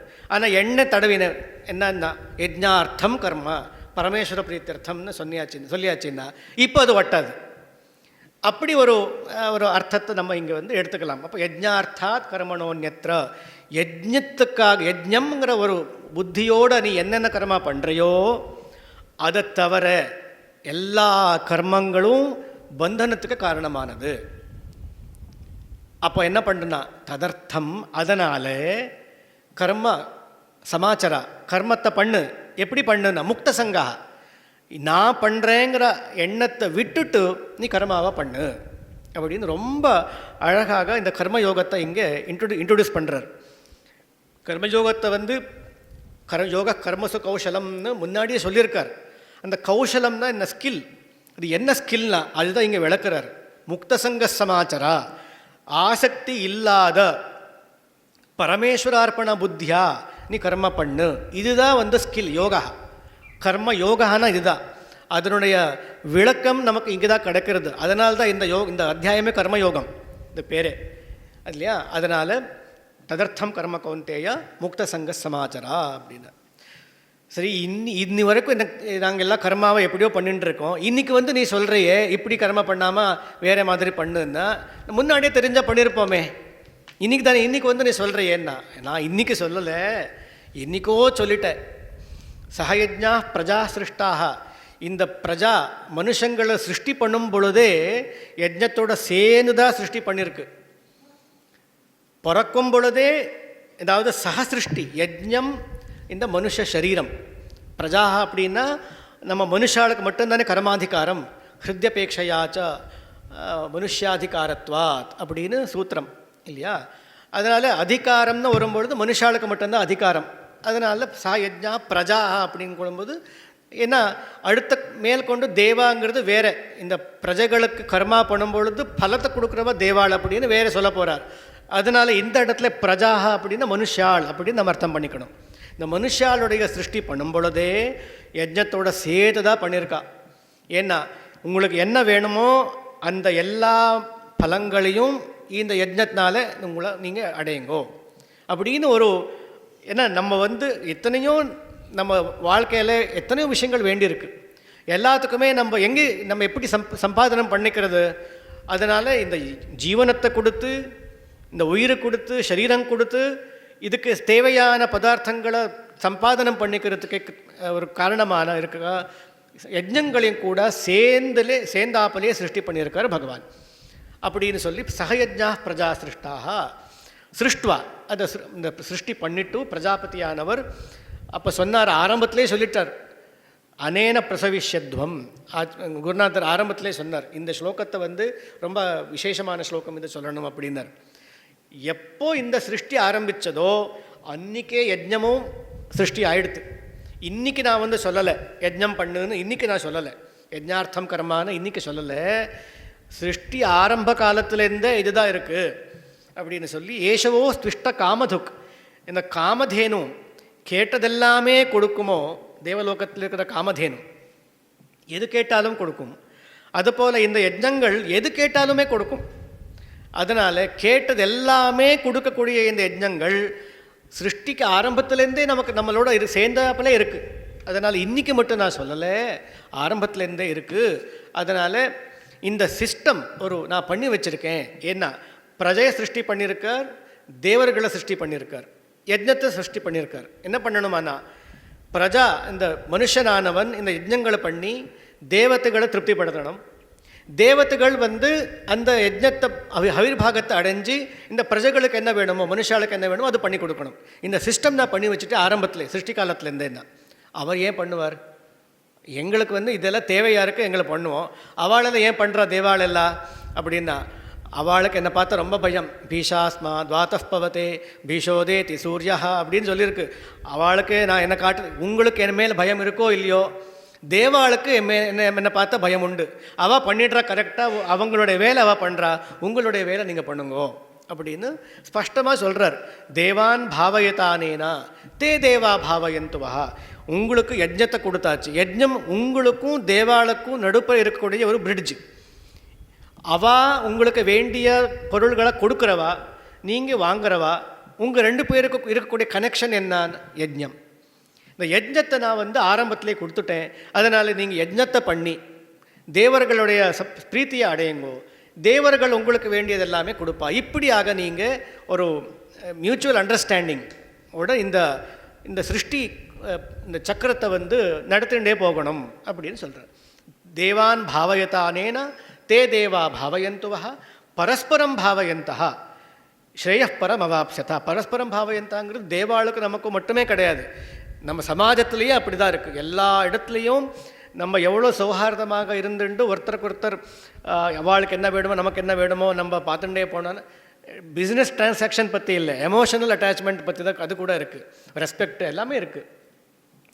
அப்படி இருந்து ஒரு பரமமான ஸ்ரேயஸை நீங்கள் அடையுங்கள். பரம் ஸ்ரேயாங்கிற வருடம் இங்கே பதத்தை போடுறார் கிருஷ்ணர். நீ வந்து என்ன வேணுமோ கேட்டுக்கோன்னு சொன்னால் லௌகிகமான பலங்கள் தானே கிடைக்கும்னா, பரம் ஸ்ரேயா இது படிண்டே போனால்னா உனக்கு இந்த லௌகிகமான பலத்தில் ஆசக்தி போயிடுத்துன்னா பரம் ஸ்ரேயஸ் அது கொடுக்க ஆரம்பிச்சிடும். இந்த யஜ்ஞமானது காமதேனுன்னு சொல்லிட்டேன், காமதேனு கேட்டது எல்லாமே கொடுக்கும். உனக்கு காமனைகளே போயிடுத்துன்னா நைஷ்கர்மியத்தை கூட அதுவே கொடுக்கும், ஞான மார்க்கத்தை கொடுக்கும் அப்படின்னு சொல்கிறார். அதுவே இன்னும் திருப்பி ஸ்பஷ்டப்படுத்துகிறார். இஷ்டான் போகான் ஹிதே தேவாக தாஸ்யந்தே யஜ்ஞபாவிதா. நீ பண்ணுற யஜ்ஞத்தினாலே அவங்களுக்கு திருப்தி ஏற்பட்டு அந்த தேவர்கள் உனக்கு தேவையான போகங்கள் எல்லாத்தையும் அவர் அனுகிரகம் பண்ணுவார். தயிர் தத்தான். ஆனால் இப்போ என்ன ஆச்சுன்னா, இப்போது தேவர்கள் என்னென்ன இப்போது 2 விதமான அனுகிரகம் பண்ணுவார். ஒன்று வையக்திகமாக அனுகிரகம், இன்னொன்று சாமூகிகமான அனுகிரகம். நம்ம பார்க்குறோம் இப்போ விருஷ்டி மழை என்ன நான் கிரமமாக பண்ணிட்டு இருக்கேன்னா எனக்கு மட்டும் மழை பெய்யுமா? என்ன மழை பெஞ்சால் எல்லாருக்குமே தானே பெய்யும். அந்த இதில் இருக்கிறவாளுக்கு எல்லாருக்குமே தானே சக போகிகள் தானே எல்லாருமே. வையக்திகமாக ஒருத்தனுக்கு இப்போது விவசாயம் பண்ணுறான்னா ஒருத்தனுடைய க்ஷேத்திரத்தில் மட்டும்தான் இது வந்துடுத்து, கிருமிகள் வந்துடுத்து, இன்னொருத்தனுடைய நல்லா வந்துடுக்கும். இதெல்லாம் வையக்திகமான பீடைகளோ இல்லை அனுகிரகமோ, அது வேறு. இப்போ என்னாச்சுன்னா இந்த மழை இந்த அன்ன சமிருத்தி இப்படிங்கிறதெல்லாம் சாமூகிகமாக வந்துடுறது. ஒருத்தர் கர்மம் பண்ணிட்டு இருக்கா, இன்னொருத்தர் கர்மம் பண்ணலை. கர்மம் பண்ணுறவன் என்ன பண்ணுறான்னா, மழை பகவான் தேவர்கள் எல்லாம் கொடுத்துருக்கார், அதுலேருந்து எனக்கு சமிருத்தி கிடைச்சிருக்கு, இது நான் யஜ்ஞ மூலமாக திருப்பி அர்ப்பிக்கிறேன் அப்படின்னு அவளுக்கு அர்ப்பணம் பண்ணிவிட்டு அதனுடைய பிரசாதமாக தான் சேவிக்கிறான், அதை கிரகிச்சுக்கிறான். இன்னொருத்தர் என்ன பண்ணுறான்னா, ஒன்றும் கிடையாது, மழை வந்திருக்கு, நான் விவசாயம் பண்ணிவிட்டேன், என்னுடைய பரிசிரமம் எனக்கு அன்ன சமிருத்தி ஏற்பட்டுடுத்து அப்படின்னு சொல்லிட்டு அவன் போகத்தை பண்ணுறான். அவனை பற்றி சொல்கிறார். அவன் திருடன், ஸ்தேனஹா அப்படின்ற. உனக்கு ஒரு ஃபெசிலிட்டி கொடுத்தாச்சு, அந்த ஃபெசிலிட்டியை யூஸ் பண்ணி நீ ஏதோ உனக்கு கிடச்சிதுன்னா நீ அதை திருப்பி கொடுக்கணும். நம்ம இது ப்ராடர் பர்ஸ்பெக்டிவில் கூட நம்ம பார்க்கலாம். நம்ம சமாஜத்தில் இந்த அந்த பஞ்சயஜ்ஞங்களில் இந்த பூத யஜ்ஞம்னு ஒன்று இருக்குது, அதுக்கப்புறம் மனுஷ யஜ்ஞம்னு ஒன்று இருக்குது. இதில் எல்லாமே என்னன்னா, சமாஜத்துலேருந்து நமக்கு நிறைய கிடைக்கிறது. நமக்கு இண்டிவிஜுவல் ஒருத்தர் கொடுக்குறாரோ இல்லையோ அப்படிங்கிறது விஷயம் இல்லை. நம்ம சமாஜமாக பார்க்கும்பொழுது நமக்கு நிறைய கிடைக்கிறது. அப்போ சமாஜத்துக்கு நமக்கு நிறைய கொடுக்கணும் அப்படிங்கிறது தெரியுறது. அது கொடுக்காமல் போனான்னா அவன் திருடன் போல அப்படிங்கிறார். இது எல்லா இடத்துலையும் நம்ம அப்ளை பண்ணிக்கலாம். இதுக்கு ஒரே தேவர்களுக்கும் நமக்கு மட்டும்னு ஒரு சின்ன ஒரு விஷயத்தில் சொல்லலை. இது எந்தெந்த இடத்துல அப்ளிகபிளாக நம்ம பார்க்க முடியுமோ எல்லா இடத்துலையும் நம்ம பார்க்கலாம் இது. ஸோ அப்படி யார் தேவர்களால் கொடுக்கப்பட்ட அந்த அனுகிரகத்தை மட்டும் வாங்கிண்டு அவளுக்கு திருப்பி யஜ்ஞம் மூலமாக அவளை யாரை பாவிக்க மாட்டானோ அவன் திருடன் போல, திருடன் தான் அப்படின்னு சொல்கிறார். அதை ரெண்டுமே சேர்ந்தாப்புல சொல்லணும். ஒரு திருடனை பற்றி சொன்னால் இன்னொருத்தர் கொடுக்குறார், அவர் பண்ணதெல்லாமே நிவேதனம் பண்ணுறாருன்னா அவர் யார்? இப்போ ரெண்டுமே கான்ட்ராஸ்ட். நான் முன்னாடி சொன்ன போல் இந்த அத்தியாயம் மொத்தமாகவே 2 சைடும் காமிச்சுட்டே வர்றார் கிருஷ்ணர். இப்போ முதல் பட்சம் இப்படி ஆச்சு. ஒருத்தன் என்ன பண்ணுறான்னா, பகவான் ஒரு சிஸ்டம் பண்ணியிருக்கார், ஒரு சக்கரம். இந்த சக்கரத்தை மதிக்கவே மாட்டான், எல்லா ஃபெசிலிட்டி யூஸ் பண்ணிக்கிறான். ஆனால் என்ன வேலை பண்ணணுமோ அது பண்ண மாட்டான். இன்னொருத்தன் எப்படின்னா, யஜ்ஞசிஷ்ட அசினஹா, இது எல்லாமே யஜ்ஞம்தா அப்படின்னு சொல்லி இந்த யஜ்ஞத்தினுடைய பலம் இது பகவத் பிரசாதம் அப்படிங்கிற புத்தியோட அவன் இந்த ஸ்வீகாரம் பண்ணுறான். அவன் என்னன்னா, முச்சந்தே சர்வ கில்பிஷைஹி. ஏன்னா நம்ம எந்த விதமான பலத்தை அடைஞ்சாலும் கூட அதனோட தோஷங்கள் இருக்கவே இருக்கும். முன்னாடி சொன்ன போல் எந்த விதமான கர்மம் பண்ணாலும் ஹிம்சேன்னு ஒன்று ஏற்படுறதா செய்யும். நம்ம ஒரு வேளை சாப்பாடு சாப்பிட்றோம்னா எத்தனையோ ஹிம்சை அதில் இருக்குது. எத்தனையோ கிருமிகீட்டங்களை நம்ம விவசாயம் பண்ணும்போது சாகடிச்சிருப்பா. கண்டனி, பேஷணி, சுல்லி, உதகும்பி, மார்ஜனி, அப்படி எல்லாம் எத்தனையோ ஒரு தண்ணி வந்து நம்ம சுத்தப்படுத்தி ஆரோ அப்படிங்கிறோம், அது பண்ணி சாப்பிட்றோன்னு எத்தனையோ நமக்கு தேவையில்லாதது தேவையானது எல்லா பாக்டீரியாக்களும் நாங்கள் சாகடிக்கிறோம். அதை வந்து சுட வச்சு பண்ணுறோம், கண்டனம் நம்ம நெருக்கிறோம், காய்கறிகளாக நெருக்கிறோம், எத்தனையோ நம்ம பண்ணுறோம். பேஷணம், சுள்ளி, மார்ஜனி. இப்போ மார்ஜனின்னா துடைக்கிறதுக்கு எத்தனையோ கெமிக்கல்களெல்லாம் போட்டு கூட துடைக்கிறோம். எத்தனை கிருமிக்கிட்டங்களெல்லாம் நம்ம வந்து சாகடிக்கிறோமோ நமக்கு தெரியாது. இப்போ நம்ம சரீர யாத்திரைக்கு பண்ணும் பொழுது அகத்தியமாக நம்ம ரொம்ப அவசியமாக நம்ம உயிரோடு இருக்கிறதுக்கு எத்தனையோ ஹிம்சைகள் நம்ம பண்ணிட்டு இருப்போம். அப்போ அத்தனை தோஷங்களும் நமக்கு வந்து சேரும். ஆனால் யார் வந்து யஜ்ஞமாக இந்த கர்மாக்களை பண்ணுறானோ அவன் முச்சந்தே சர்வ கில்பிஷைங்கிறார். அவனுக்கு இந்த கில்பிஷங்கள் தோஷங்கள் ஒட்டாது. பஞ்சசூனா கிரகஸ்தஸ்ய பஞ்சயஜ்ஞைர் நிவர்த்தியதே அப்படிங்கிறார். மேற்கொண்டு ரொம்ப நிறைய விஷயங்கள் எல்லாம் இருக்குது. இந்த சக்கரத்தை பற்றி சொன்னார். இந்த சக்கரந்தான் இந்த அன்னாத் பவந்தி பூதானி பர்ஜன்யாத் அன்ன சம்பவா யஜ்ஞாத் பவதி பர்ஜன். இப்போ யஜ்ஞம் பண்ணால் என்னன்னா மழை வரும், மழை வந்தால் அன்னம் வரும், அன்னம் வந்தால் இந்த பூதங்களுடைய சமிருத்தி ஏற்படும், எல்லாருக்கும் சமிருத்தி ஏற்படும் அப்படின்னு சொல்லிட்டு இந்த கர்மாவை யார் சொல்லி கொடுத்தான்னா பிரம்மம் சொல்லி கொடுத்ததுன்னா. பிரம்மம்னா என்ன? வேதம். வேதத்துலேருந்து நம்ம கர்மா தெரிஞ்சுக்கிறோம். பிரம்ம யார், இந்த வேதம் யார் சொன்னான்னா அக்ஷரம் பரமாத்மா சொல்லி கொடுத்தார். இப்போ பரமாத்மா சொல்லி கொடுத்த வேதத்திலிருந்து நம்ம தெரிஞ்சின்ற கர்மா நாம் பண்ணுறோமானால் அந்த பிரம்மம், அந்த பரமாத்மாவானது எல்லா யஜ்ஞங்களையும் பிரதிஷ்டிதமாக இருக்கும். அப்படின்னா நம்ம இந்த கர்மாக்கள் பண்ணும் பொழுது, யஜ்ஞார்த்தமாக கர்மா பண்ணும் பொழுது அந்த கர்மத்திலேயே பிரம்மம் பரமாத்மா இருந்துருக்கு அப்படின்னு நம்ம நினச்சிக்கலாம் அப்படின்னு ஒரு தர்க்கத்தை அவர் சொல்கிறார்.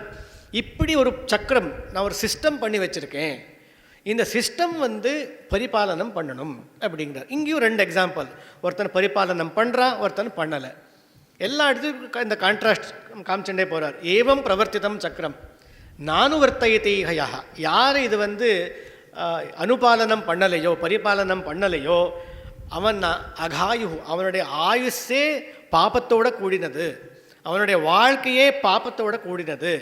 மோகம் பார்த்த ஜீவத்தை, அவன் உயிரோடு இருக்கிறதே வாழ்க்கையே அவனுடையது வியர்த்தம் அப்படிங்கிறார். ஆனால் இன்னொருத்தன் யாருன்னா இந்த அவன் வந்து இந்த பரிவர்த்தனை, இந்த சக்கரத்தெல்லாம் பார்த்துண்டு அனுபவிச்சுண்டு பரிபாலனை பண்ணிகிட்டே போகிறான். அவன் வந்து விசிஷ்யத்தைன்னு திருப்பி நாம் வந்து அதை சேர்த்துட்டே போகணும். இத்தனை நேரம் சொல்லிட்டு வந்தாரோ இல்லையோ, அவருக்கு வந்து கிருஷ்ணருக்கு முக்கியமான ஃபோக்கஸ் எங்கே இருக்குன்னா சோக மோகத்துக்கு நிவர்த்தி ஞானம்னு முதலேருந்து ஆரம்பிச்சிருக்காரு. அது விட்டுட்டு போக முடியாது. எத்யபி நமக்கு அஜ்ஞானிகளுக்கு கர்மத்தில் ஆசக்தி உள்ளவாளுக்கு கர்மத்தை தான் பண்ணி ஆகணும், சொல்லி ஆகணும். அதனால் ஞானத்தை விட முடியாது. அதனால் யாரை வந்து கர்ம பண்ண மாட்டான்னா திருப்பி சொல்லி ஆகணும். கர்ம பண்ணாமல் இருக்கணுமா? இதுதான் காரணம். ஆத்மரத்தியாக இருக்கணும். ஆத்மரத்தியாக, ஆத்ம திருப்தனாக, ஆத்மாவிலேயே சந்துஷ்டனாக இருந்தால் நீ கர்மா பண்ண வேண்டாம். கர்மா பண்ணாமல் இருக்கணுமா? அப்போ மூணு வேணும். ஆத்மரதி, ஆத்ம திருப்தி, ஆத்ம சந்துஷ்டி. திருப்திக்கும் சந்தோஷத்துக்கும் வித்தியாசம் உண்டு. இப்போது ஒரு துக்கம் ஏற்படுறது, இந்த துக்கம் ஏற்பட்டப்போ அந்த துக்க நிவர்த்தி மாத்திரமாச்சின்னா திருப்தின்னு சொல்கிறோம். பசிக்கிறது, தயிர் சாதம் கிடச்சிது, திருப்தி ஏற்பட்டது. ஆனால் துக்க நிவர்த்தி ஆகும் பொழுதே இந்த பாதாம் அல்வா கூட கிடச்சிதுன்னு வச்சுங்கோ, தயிர் சாதத்தோடு சேர்ந்தாப்புல சந்தோஷம் கொஞ்சம் ஜாஸ்தியாக, சுகமும் இங்கே சேர்ந்து வந்தது. துக்க நிவர்த்தியோட சேர்ந்தாப்புல சுகமும் சேர்ந்து வந்தால் சந்தோஷம். அப்படி இப்போ இவருக்கு வந்து நமக்கு வேறு இடத்துல ரத்தி இருக்குது, ஆசை வேறு இடத்துல இருக்குது, திருப்தி வேறு இடத்துல இருக்குது, சந்தோஷம் வேறு இடத்துல இருக்குது, நிறைய இடத்துல இருக்குது. ஆனால் அகர்மா நைஷ்கிரமியம் யாருக்கு சித்திச்சிருக்குன்னா ஆத்மா தன்னிடத்திலேயே ரதி, தன்னிடத்திலேயே திருப்தி, ஆத்மாங்கிற ஆத்ம தத்துவத்திலேயே சந்தோஷம். இந்த மூணுமே ரதி, திருப்தி, சந்துஷ்டிங்கிற மூணுமே ஆத்ம வஸ்துவிலேயே யாருக்கு இருக்கோ அவனுக்கு நைஷ்கிரமியம் சித்திக்கிறது, மற்றவாளுக்கு கிடையாது. நீ செக் பண்ணி பார்த்துக்கோ, உனக்கு நைஷ்கிரமியம் வேணுமா, இந்த 3 செக் பண்ணிக்கோ. இதுதான் வந்து செக்லிஸ்ட். இருக்கா இருக்கா இருக்கா டிக் பண்ணிக்கோ. இருந்ததுன்னா நைஷ்கிரமியம் தான், பண்ண வேண்டாம் கர்மா. இது ஏதாவது ஒன்று இல்லையா, அப்போ பண்ணு கர்மா, அப்படி தான் சித்திக்கிறதுங்கிறார். அப்போ அவனுக்கு ஏன் கர்மா பண்ண வேண்டாம் அண்ணா? அவன் பண்ணாலும் ஒன்று தான், பண்ணாட்ட போனாலும் ஒன்று தான். நைவத்தஸ்ய கிருத்தேனார்த்தா நாகிருத்தேனேக கஷ்டன, அவன் பண்ணினா என்ன பண்ணாட்டு போனா என்ன, அவனுக்கு எந்த பிரயோஜனமும் இல்லை, பண்ணதுனாலே வர வேண்டிய பிரயோஜனமும் தேவையில்லை, பண்ணாமல் இருந்தால் அவனுக்கு ஒரு நஷ்டமும் இல்லை. அப்படி இருக்கிறதுனால அவனுக்கு எந்த பிரயோஜனமும் இருக்கிறதில்ல. ஆத்மா ராமஹா ஆத்மகாமஹா ஆத்மகாமஸ்ய காஸ்பிருஹா அப்படின்னு எல்லாம் ஸ்ருதிகள் சொல்கிறதோ இல்லையோ. அதனால் நீ என்ன பண்ணணுன்னா, நீ செக் பண்ணிண்டியா இந்த 3 உங்ககிட்ட இருக்கா இல்லையோ இல்லையோ, தஸ்மாத் கர்ம குரு அசக்தம் சததம் காரியம் கர்ம சமாச்சாரா, பண்ண வேண்டிய கர்மாவை நீ பண்ணிண்டே இரு. ஆனால் என் இப்படி பண்ணு, அசக்தம் அசக்தா, அதோட கர்மத்தோட ஆசக்தி இல்லாமல் கர்மாவை பண்ணிண்டுரு அப்படிங்கிற. அதுக்கு மேல் கொண்டு இந்த லோகசங்கிரகத்தை பற்றி பேசுகிறார். இந்த ஜனகாதிகள் கூட கர்மாவுகளை பண்ணிட்டு தான் இந்த சிதியை அடைஞ்சிருக்கார், நைஷ்கர்மியத்தை அடைஞ்சிருக்கார். இப்போது லோகசங்கிரகம்னா என்னன்னா, ஒரு யாருக்கு கீர்த்தி பிரதிஷ்டைகள் இந்த சமாஜத்தில் ஏற்பட்டிருக்கோ கிடச்சிருக்கோ அவளை மற்றவ ஃபாலோ பண்ணுவாள். அவள் எப்படி நடந்துக்கிறாளோ மற்றவாளோ அப்படி தான் நடந்துக்கிறாள். அதான் எத்தது ஆச்சரித்தி சிரேஷ்டா தத்ததேவியத்தரோ ஜனகாங்கிறார். அதனால் அந்த இடத்துல யார் இருக்காளோ அவள் ஜாகிரதையாக இருக்க வேண்டியிருக்கு. யாருக்கு கீர்த்தியோ பிரதிஷ்டையோ வருதோ அவளுடைய லைஃப் ப்ரைவேட் லைஃபாக இருக்க முடியாது. இனிமேல் ப்ரைவேசிங்கிறது அவளால் இனிமேல் இருக்காது. ஏன்னா இந்த காலத்துக்கு சொல்கிறேன், இந்த பொலிட்டிஷியன்ஸ் இருக்கலாம், ஃபிலிம் ஸ்டார்ஸ் இருக்கலாம், நம்ம வித்வான்கள்னு சொல்லக்கூடியவாளே உபன்யாசத்தில் ரொம்ப பெரிய உபன்யாசங்கள் பண்ணுறவா இருக்கலாம். ஒரு அளவுக்கு மேலே போனதுக்கு அப்புறம் எல்லாம் அவளையே பார்த்துட்டு இருப்பா. அவள் எப்படி பண்ணுறா, என்ன சாப்பிட்றா, எங்கே போகிறா, யாரோட பேசுகிறா, அதுவே பார்த்துட்டு இருப்பா. அது இனிமே ப்ரைவேசி அவள் இருக்காது. ஜாகிரதையாக இருக்கணும். அவள் என்ன பண்ணால் அது பார்த்துட்டும் அவள் மற்றவாளெல்லாம் அனுசரிச்சுடுவாளோ அப்படிங்கிற பயத்திலேயே ரொம்ப ஜாகிரதையாக இருக்க வேண்டியிருக்கு அப்படின்னு சிரேஷ்டமான व्यक्ति எது பண்ணாலும் ஜாகிரதையாக பார்த்து பண்ணணும் அப்படின்னு ஒரு உபதேசம் பண்ணுறார். அதெல்லாம் அர்ஜுனா, உனக்கு இந்த ஹீரோ வர்ஷிப் ஃபேன் பேஸ் ரொம்ப ஜாஸ்தி, ஃபேன் ஃபாலோயிங். அர்ஜுனனுக்கு ரொம்ப ஃபேன் ஃபாலோயிங் உண்டு. அவனுடைய ரத்த சக்கரங்களை காப்பாற்றுறதுக்கு 4 அதிரத மகாரதங்கள் இருக்கார். இவர் கிருஷ்ணர் தேர் ஓட்டுறார். ரத்த சக்கரத்தை ஒரு இடத்துல சாத்திகி காப்பாற்றுறான், இன்னொரு இடத்துல யுஜாதித்வ யாரோ காப்பாற்றுறான். அவ்வளோ ஃபேன் ஃபாலோயிங் இருக்குது அவருக்கு. அப்படி இருக்கும் பொழுது நீங்கள் ஏதாவது ஒரு தப்பான ஒரு கர்மா பண்ணேயானால், தப்பான ஒரு இது பண்ணேயானால் அவள் அதை கடைப்பிடிச்சிடுவா. அவளுடைய வாழ்க்கையும் நீ தான் கெடுத்தினதாக ஆயிடுவே, ஜாகிரதையாக இருக்கணும்னு. இன்னொரு விஷயம், நபுத்தி பேதம் ஜனயேத், இது ரொம்ப ரொம்ப வேண்டியத விஷயம். இது நம்ம ரொம்ப தெரிஞ்சவா அப்படிங்கிற ஒரு கணக்கில் எதேதோ சொல்லி விட்டுருவோம். அவன் பண்ணிட்டு இருக்கவன் கூட பண்ணாமல் விட்டுருவான். அது நாங்கள் ரொம்ப ஞானிகள்னு நினச்சிண்டு இப்படி பண்ணாமல் இப்படி பண்ணுறிய நீ, இப்படி யாராவது பண்ணுவாளான்னு கேள்வி கேட்டுடுறது. என்ன அவன் பண்ணுறதே ஏதோ பண்ணிட்டு இருந்தான், ஐயோ நீங்கள் இப்படி கேட்டுட்டாலே நான் பண்ணுறது ரொம்ப தப்பாக இருக்கேன்னா அவன் அது விட்டுடுவான் அவன். அதனால் யாராவது கர்ம பண்ணிட்டு இருந்தான்னா, எப்படியாவது கர்ம பண்ணிட்டு இருந்தானா உங்களால் முடிஞ்சால் சரியாக சொல்லித்தாங்க. ஆனால் ஏழாகூடமாக நீ இப்படி பண்ணுறிய அப்படி பண்ணுறியன்னு சொல்லி குழப்பி அந்த கர்மாவை நிறுத்தின மாதிரி பண்ணிட்டேயானால் ரொம்ப பெரிய தப்பு. அது இந்த காலத்தில் ரொம்ப நடக்கிற விஷயம் இது. அதனால் அப்படி பண்ணாதே. நபுத்தி பேதம் ஜனயேத் அஜ்ஞானாம் கர்மசங்க. என்ன பண்ணணுமானா, அவள் கர்மா பண்ணிட்டு இருக்காளா, இன்னும் தூண்டி விடு, இன்னும் நிறைய கர்மாக்களை பண்ணுறதுக்கு அவளுக்கு சொல்லித்தா அப்படின்னு. ஜோஷயேத் சர்வ கர்மாணி அப்படின்னு சொல்லிட்டு இனிமேல் சொன்னார். இதுக்கு முன்னாடியே சொன்னார், கர்மா எல்லாமே பிரகிருதி மூலமாக தான் போகிறது அப்படின்னு சொன்னார். அப்போது ஞானிக்கும் இவனுக்கும் என்ன வித்தியாசம்னா, பிரகிருதி மூலமாக பண்ணக்கூடிய கர்மாக்கள் இந்த குணத்தினால்தான் நடக்கிறது அப்படின்னு ஞானி பார்த்து தனக்கு அதோட சம்பந்தம் இல்லைன்னு தெரிஞ்சுண்டு கர்மா பண்ணுவான். ஆனால் சம்பந்தம் இல்லைன்னு தெரிஞ்சுன்னு பண்ணுவான், அது ஒட்டாது. இவன் என்ன பண்ணுறான்னா, பிரகிருத்தே குண சம்மூடா, அதோட சேர்ந்து நான் தான் பண்ணுறேன்னு நினச்சிட்டு பண்ணுறான். அதனால் அப்படி பண்ணிட்டு இருக்கிறவனா நீ ஒன்றும் பண்ணாதே, நீ இப்படி சரியாக பண்ணலை, அப்படி பண்ணலை, இப்படி பண்ணலைன்னு திருப்பி அவளை குழப்பி விட்டுடாதே அப்படின்னு சொல்லிட்டு கடைசியில் இந்த கர்மயோகத்தினுடைய விசேஷத்தை சொல்லும் பொழுது ஒரு ஒரு என்ன சொல்லுவா உபசம்ஹாரமாக கர்மயோகத்துக்கு கர்மாங்கிற பண்ணுறதுக்கு எப்படின்னா கன்க்ளூஷன் வாக்கியமாக சொல்கிறார், மயி சர்வாணி கர்மாணி சந்நியஸ்யா, நான் என்னிடத்தில் பரமாத்மாவின் இடத்துல எல்லா கர்மாக்களையும் விட்டுடுன்னு. சன்னியாசினா கர்ம பலத்தை தியாகம் பண்ணின்னு அர்த்தம், கர்மாவை விட்டுடுன்னு அர்த்தம் இல்லை. கர்மா பண்ணு, கர்மாவை பலம் என்னான்னு நீ கேட்டுன்னு இருக்காது, என்கிட்ட விட்டுடு. இதுக்கு இன்னொரு கதை சொன்னார் இவர். ஒரு வக்கீலுக்கிட்ட வக்கீல் ரொம்ப நல்லா வாதாடி ஜெயிச்சு கொடுத்தான். அந்த கிளைண்ட் வந்து ஒரு டப்பாவை கொண்டு வந்து எங்கிட்ட இதாக இருக்குது, என்னால் இவ்வளோ தான் முடிஞ்சுதுன்னு கொண்டு வந்து கொடுத்தானா. ஐயோ இப்படி கொடுத்தா என்ன, எனக்கு இது வந்து இதுலேருந்து 25,000 நான் வந்து ஒரு இதுக்கு நான் எடுக்கிறேன், ஒரு வாட்டி அட்டென்ட் பண்ணுறதுக்கு இவ்வளோ நான் எடுக்கிறேனே அப்படின்னு. நான் அப்படியா அப்படின்னு சொல்லிட்டு அதுலேருந்து பாக்ஸ் திறந்து 50,000லேருந்து 25,000 எடுத்து கொடுத்தானா. அந்த பாக்ஸ் திரும்பி எடுத்துன்னு போயிட்டான். பகவானே கொடுக்கும் பொழுது நமக்கு என்ன வேணுமோ பார்த்து கொடுத்துட்டுருப்பா. நீ எனக்கு அது வேணும் இது வேணும்னு கர்மத்தில் பலனை கேட்டு விட்டேன்னா என்னாச்சுன்னா வரத்துலேயே கட்டிங் ஆகிடும். அதனால் நீ கேட்காத, அவர் சர்வஜர் இல்லையா, உனக்கு என்ன வேணும்னு அவருக்கு தெரியுமோ தெரியாதோ, அவருக்கு தெரியும். அவரை மேலே விட்டுடு. அதான் மயி சந்நியஸ்ய கர்மாணி, எங்கிட்ட விட்டுடு, நான் பார்த்துக்கிறேன். நீ வந்து கேட்காத, எனக்கு இது வேணும் அது வேணும், நீ கேட்காத. நீ அது கேட்காம அந்த கர்மபலங்கள் எங்கிட்ட விட்டுட்டு நிராசீர் நிர்மமோ பூத்வா, எந்த ஆசையும் இல்லாமல் மமக்காரம் இல்லாமல் நீ கர்மாவை மட்டும் பண்ணிட்டுரு. விகதஜ்வராக, எந்த விதமான கிளேஷமும் பிரச்சனையும் உனக்கு இல்லாமல் நான் பார்த்துக்கிறேன் அப்படின்னு. இதுக்கு மேலே அனசூயந்தா அசூயந்தா, இந்த என் மேல் அசூயை இருக்கிறதுனால சில பேர் இந்த நான் சொன்னது பண்ண மாட்டா, சில பேர் வந்து உன் போல பக்தாள் இருப்பா, நான் சொல்கிறது செய்வா அப்படிங்கிறதெல்லாம் இதெல்லாம் விரோதங்கள் எல்லாம் பண்ணிவிட்டு ஏன் பண்ண மாட்டா, நான் சொன்ன வழியை ஏன் பண்ண மாட்டா, கர்ம பண்ணாமல் இருக்கிறதுக்கு என்ன காரணம்னா ராகத்வேஷம்னு ஒன்று இருக்குது, 2 இருக்குது அப்படின்னார். இந்திரியஸ்யார்த்தே ராகத்வேஷ விவஸ்திதோ தயோர் நவசமாகச்சேத் தௌஹ்யஸ்ய பரிபந்தினம் அப்படின்னா அந்த ராகத்வேஷங்களை நம்ம வந்து பார்த்துக்கணும்னா. அப்போ இதுக்கு ஆரம்பத்திலே நம்ம ஒரு விஷயத்தை சொன்னோம். நியதம் குரு கர்மத்துவம்னு சொல்லும் பொழுது உனக்கு என்ன விதிச்சிருக்கோ அதுதான் பண்ணணும்னா. இல்லை அவருடைய கர்மம் ரொம்ப நல்லா இருக்கே, பார்க்குறதுக்கும் நல்லா இருக்குது, அவர் பலனும் நல்லா வந்த மாதிரி தெரியுறதேன்னா அதெல்லாம் உனக்கு தேவையில்லை. உனக்கு என்ன இருக்கோ அதுதான் பண்ணணும். இப்போ அந்த ஆசிரமத்துக்கு அந்த வருணத்துக்கு என்னென்ன காலத்துக்கு எது விதிச்சிருக்கோ அது மட்டும் பண்ணும், அதுதான் ஸ்வதர்மம். ஸ்வதர்மே நிதனம் ஸ்ரேயா பரதர்மோ பயாவஹா அப்படின்னு சொல்லிட்டார்.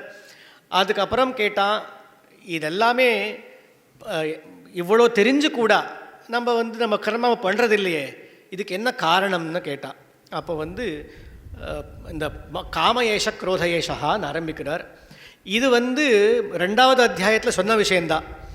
அங்கே வந்து காமாத் சஞ்சாயத்தே குரோதா, சங்காத் சஞ்சாயத்தே காமா, காமாத் குரோதோபிஜாயத்தே, குரோதாத் பவதி சம்மோகான்னு அங்கேயும் சோகமோகங்கள் தான் சொல்லியிருக்கார். சோகமோகத்துக்கு பீஜபூதமாக காமத்தை சொல்லியிருக்கார். அங்கே சப்தமானது குரோதம்னு இருந்தாலும் கூட குரோதா சோகா 2மே ஒன்று தான்.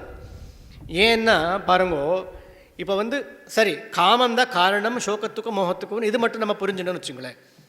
இப்போது கார்த்தால் எழுந்த உடனே பெட்டு காஃபி நமக்கு வேணும், எழுந்த உடனே காஃபி, இப்போ நிறைய உண்டே காஃபி உடனே வேணும் அப்படின்னு. ஒரு நாள் காஃபி கிடைக்கல, என்னாச்சு, அது கொடுக்குறவ யாருங்கிறத பொறுத்து உங்களுடைய எமோஷன் மாறும். கொடுக்குறவ வந்து உங்களை விட ரொம்ப பரவாயில்ல அப்படின்னா அங்கே சோகந்தான் வரும். ஆனால் கொடுக்குறவா உங்களோட கீழேன்னு வச்சுங்க, நல்ல குரோதம் வரும், நல்ல கோச்செண்டு கத்தி விட்டுருவோம். கொடுக்குறவா காஃபி கொடுக்குறவா வந்து நம்மளை கோச்சிக்க முடியாதுங்கிற இடத்துல என்ன பண்ணுவோம்னா நம்ம தான் நம்ம சோகத்தை அனுபவிச்சு அங்கேயே நம்ம சும்மா உட்காந்துருப்போம். அப்போ ஒன்று தான், காமத்துக்கு விகாத்தம் ஏற்பட்டால் இந்த விக்னம் ஏற்படுத்தினது காரணம் நம்மளை விட பிரபலமாக இருந்தால் சோகம், நம்மளை விட துர்பலமாக இருந்தால் குரோதம், 2ம் ஒன்று தான். அதனால் பகவான் சோகமோகன் அங்கே சொன்னார், இங்கே குரோதாங்கிற சப்தத்தை ஏற்படுத்தினார்னா 2 வேறு வேறு கிடையாது. சோகமோகன் தான் இங்கேயும் சொல்கிறார். ஆனால் இந்த இடத்துல ஒரு விசேஷம் என்னன்னா, இந்த சோகமோகத்துக்கு காரணமாக காமத்தை சொல்கிறார். காமந்தான் எல்லாமே அப்படின்னு விசேஷமாக சொல்லியிருக்கார். இந்த காமயேஷா குரோதயேஷா, இந்த காமந்தா குரோதம், இந்த காமந்தா சோகம். சோகம் வந்தாச்சு குரோதம் வந்தாச்சுன்னு அடுத்தது மோகம் தானாக வரப்போகிறது. காரிய காரணங்களை சேர்ந்து ஒரு விதமாக ஒன்றாக சொல்கிறதுங்கிறது சாஸ்திரத்தில் வாடிக்கை. வார்ஷ்ணேயா பலாதபி நியோஜிதா. ஆமாம், ரொம்ப விசேஷமான இந்த விசேஷணம் வார்ஷ்ணேயா அப்படிங்கிற விசேஷணம் கூட ரொம்ப விசேஷமானது. நிறைய சமயம் இல்லை. விருஷ்ணி வம்ச சமுத்பவான்னு ஒரு அர்த்தம். இந்த விருஷ்ணிங்கிறதுக்கு வந்து வருஷதி ததாதி பிரம்மஜானம்னு ஏதோ விருஷ்ணின்னு சொல்லி, விருஷ்ணே அந்த உபனிஷத்தின் அர்த்தம் விருஷ்ணேஹ இதம், அந்த உபனிஷத்தில் பிரதிபாத்தியமான தத்துவம் கிருஷ்ணன் இந்த பகவானுங்கிறதுனால வார்ஷ்ணேயான்னு ஒரு அர்த்தம் வியாக்கியானத்தில் இதை பண்ணியிருக்கா. ரொம்ப விசேஷமான அர்த்தங்கள் எல்லாம் பண்ணியிருக்கா. இருக்கட்டும். அப்போது காமந்தான் ரொம்ப பெரிய இதுன்னா ஒரு சின்ன விஷயம். இப்போ ஒரு வைரின்னு சொல்லியாச்சுன்னா ஒரு வைரியை எப்படி ஜெயிக்கிறது? 4 உபாயம்தான் இருக்குது. சாம தான பேத தண்டம் தானே. இப்போது சாமம்னா என்னன்னா நம்ம நல்லபடியாக பேசி நம்ம சரி பண்ணிக்கிறது.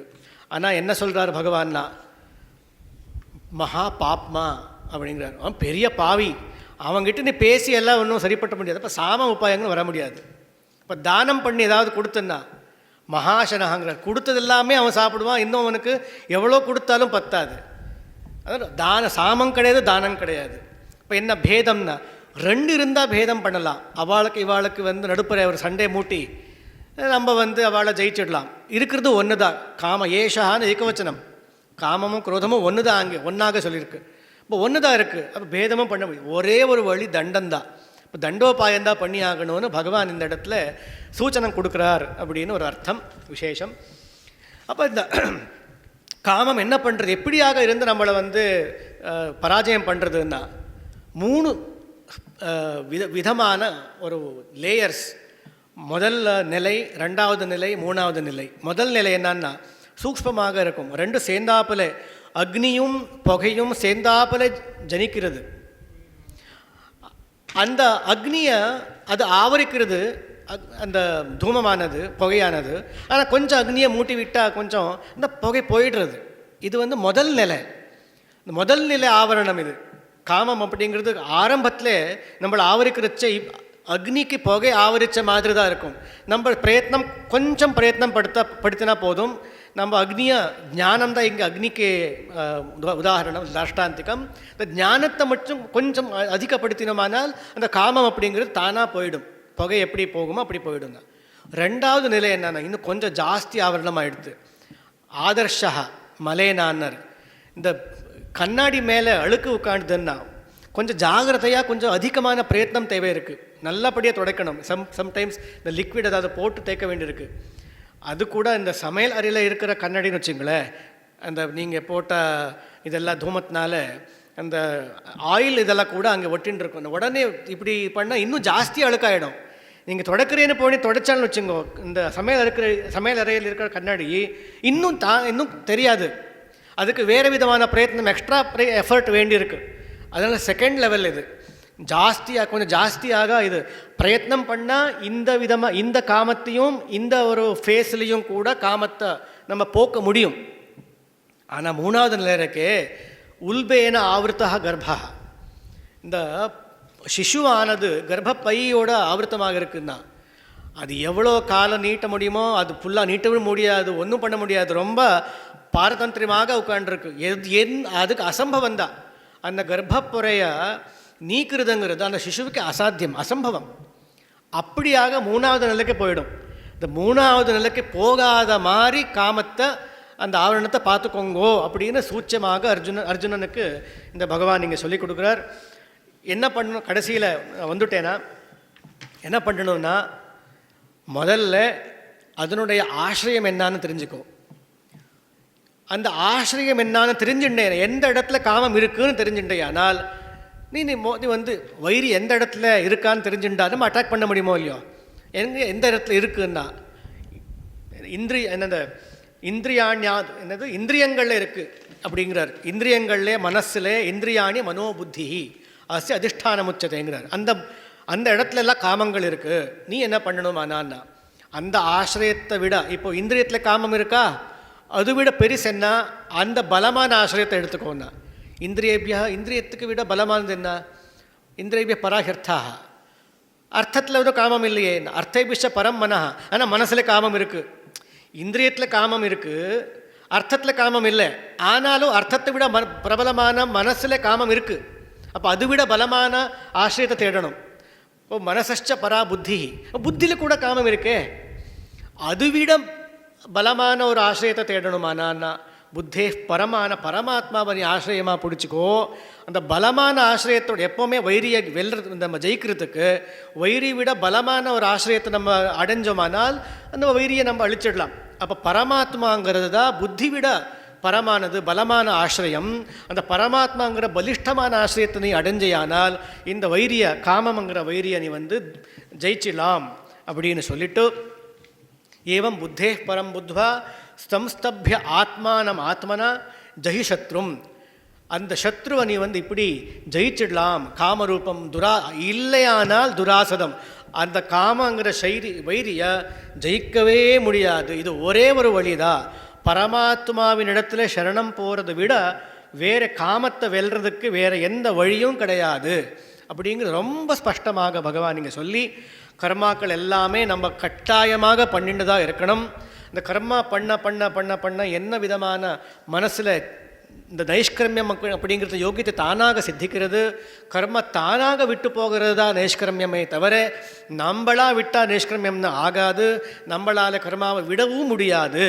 நம்ம இன்னொருத்தருக்கும் கர்மா பண்ணுறதுக்கு அனுகூலமாக நம்மளும் கர்மா பண்ணிண்டு மற்றவாளுக்கும் கர்மா பண்ணுறதுக்கு ஜோஷயேத் பிரேரணை கூட பண்ணி கொடுத்துண்டு இந்த சக்கரம், இந்த சமாஜம், இந்த சக்கரம் ரொம்ப அழகாக சமிருத்தியாக மேற்கொண்டு போகிறதுக்கு நம்மளுடைய என்ன ரெஸ்பான்சிபிலிட்டி, அக்கௌண்டபிலிட்டி என்ன சொல்கிறோமே அது நமக்கு இருக்குது. அது கட்டாயமாக பண்ணணும்னு சொல்லி இந்த 3வது அத்தியாயத்தில் பகவான் இப்படி முடிச்சுக்கிறார்.